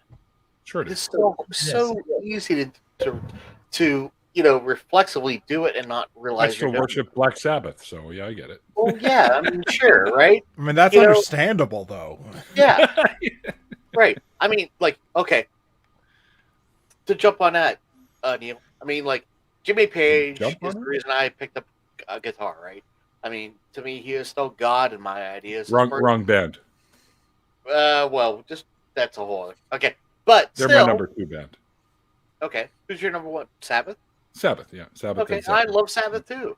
Okay, but Sabbath probably number 3, maybe, but definitely top 5 for me on the wall. Anyways, so Page again, love the man as a guitarist, love a lot of things he did as a producer, but I am suspect on him as a person, right?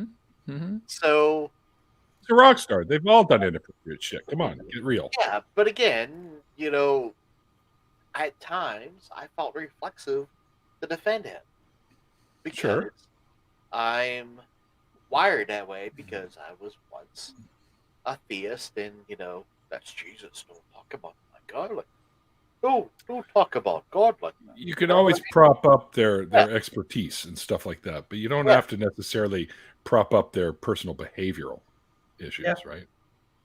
But I mean, I think that there's a lot of that in atheism. I mean, I think that there's a lot. I mean, and honestly, not to be Chomsky, but there's a lot of that whole blue, no matter who movement, in atheism, where they just want to embrace one party and roll with it, and because there are atheists that are right wing, and I don't agree with them. Mm-hmm. You know what I mean? Right wing atheists, of course. But that doesn't mean that they're horrible people. It means that they're wrong. There are some horrible right wing atheists. I'm sorry, but there are some. And there's some horrible left wing atheists too. Oh, of course. But it's not a moral equivalency between the right and the left, especially here in the States. That's what I'm saying. Yeah. Extremism of any kind is bad. Yeah. And Neil, and I love you, brother, because you're a Canadian. And I will say this here in the States is that I'm going to paraphrase Abraham Lincoln, is that we cannot be two things. We cannot be Venezuela and Norway at the same time. We cannot be fascist and democratic at the same time. Right. It's either one thing or the other. And I am pro Enlightenment values. I am pro fucking Norway and fuck the fascists. Mm-hmm. And we're running over time, so I gotta say goodbye. And by the way, we're less than a month from changing online atheism forever. I just want to say the secret project. I want to tell you, it's a secret project coming up in November. I've been teasing it on my channel for a while. Oh, you lying piece of shit. You don't know. Oh, you're just tickling the balls there, man. I am tickling in the butt. That's what that was. I am. But like you going for like a little job on the like come on, you're not close enough to the prostate yet. Let's go. Oh, I'm fucking touching the prostate, and it's milk saying, it, man, milk it. Give me more. That's what it is. Here's a question from the chat. Somebody told me, who is not uneducated, that said if a man pees on a pregnancy test that comes up positive, the same enzymes indicate prostate cancer.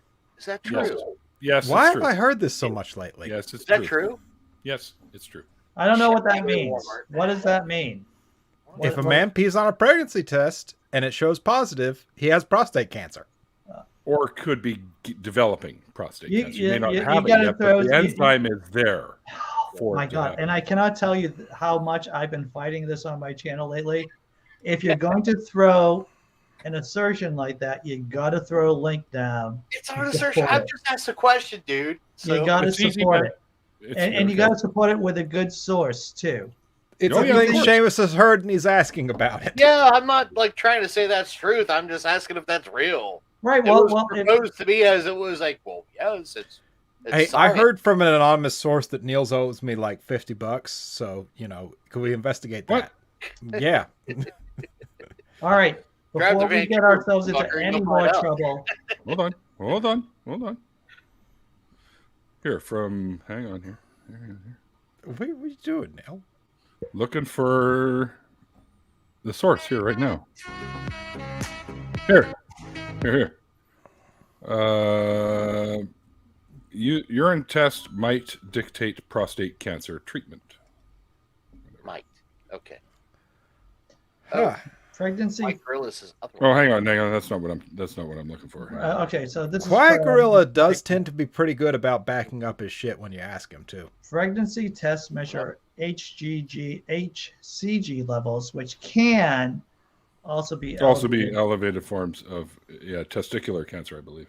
Well, that's like a young man's cancer right there, and if you got that, then good luck. I mean, the surgical procedure for testicular cancer is horrible. It's yeah. Do you lose your balls? They got to cut you open and take everything out. Okay. It isn't. Yeah, I an associate, I wouldn't call them a friend, had testicular cancer, young guy, and they explained what the procedure is, and it isn't as simple as just going in and taking stuff out. It is like taking everything out and doing stuff. It's horrible. It's horrible. Some people are only born with them balls, so So are when you you say, let me close the show out? Are you gonna let me close the show out? Just real quick, when you say young man, you mean like less than 30, or do I still? Absolutely. Okay, good. Over the hill. Yeah. Okay, good. Well, I mean, okay. Young man. Everyone in the chat, thank you for showing up. Everyone who's like quietly lurking, thank you. Panel, oh my fictitious God. I don't know how Seamus and Neil deal with me and drinking and the chat. And Jonathan. That's exactly how. Thank you for having me. No. Me and Neil talk like 3 times a week and like try to prep how we're going to deal with you, but just really don't talk about it much. We exchange different, opiates and whatnot, All right. Well, thank you all. Take care. And, good luck. Be careful out there, folks. Yeah, be careful. Always keep your stick on the ice. Remember, if she doesn't find you handsome, she should at least find you handsome.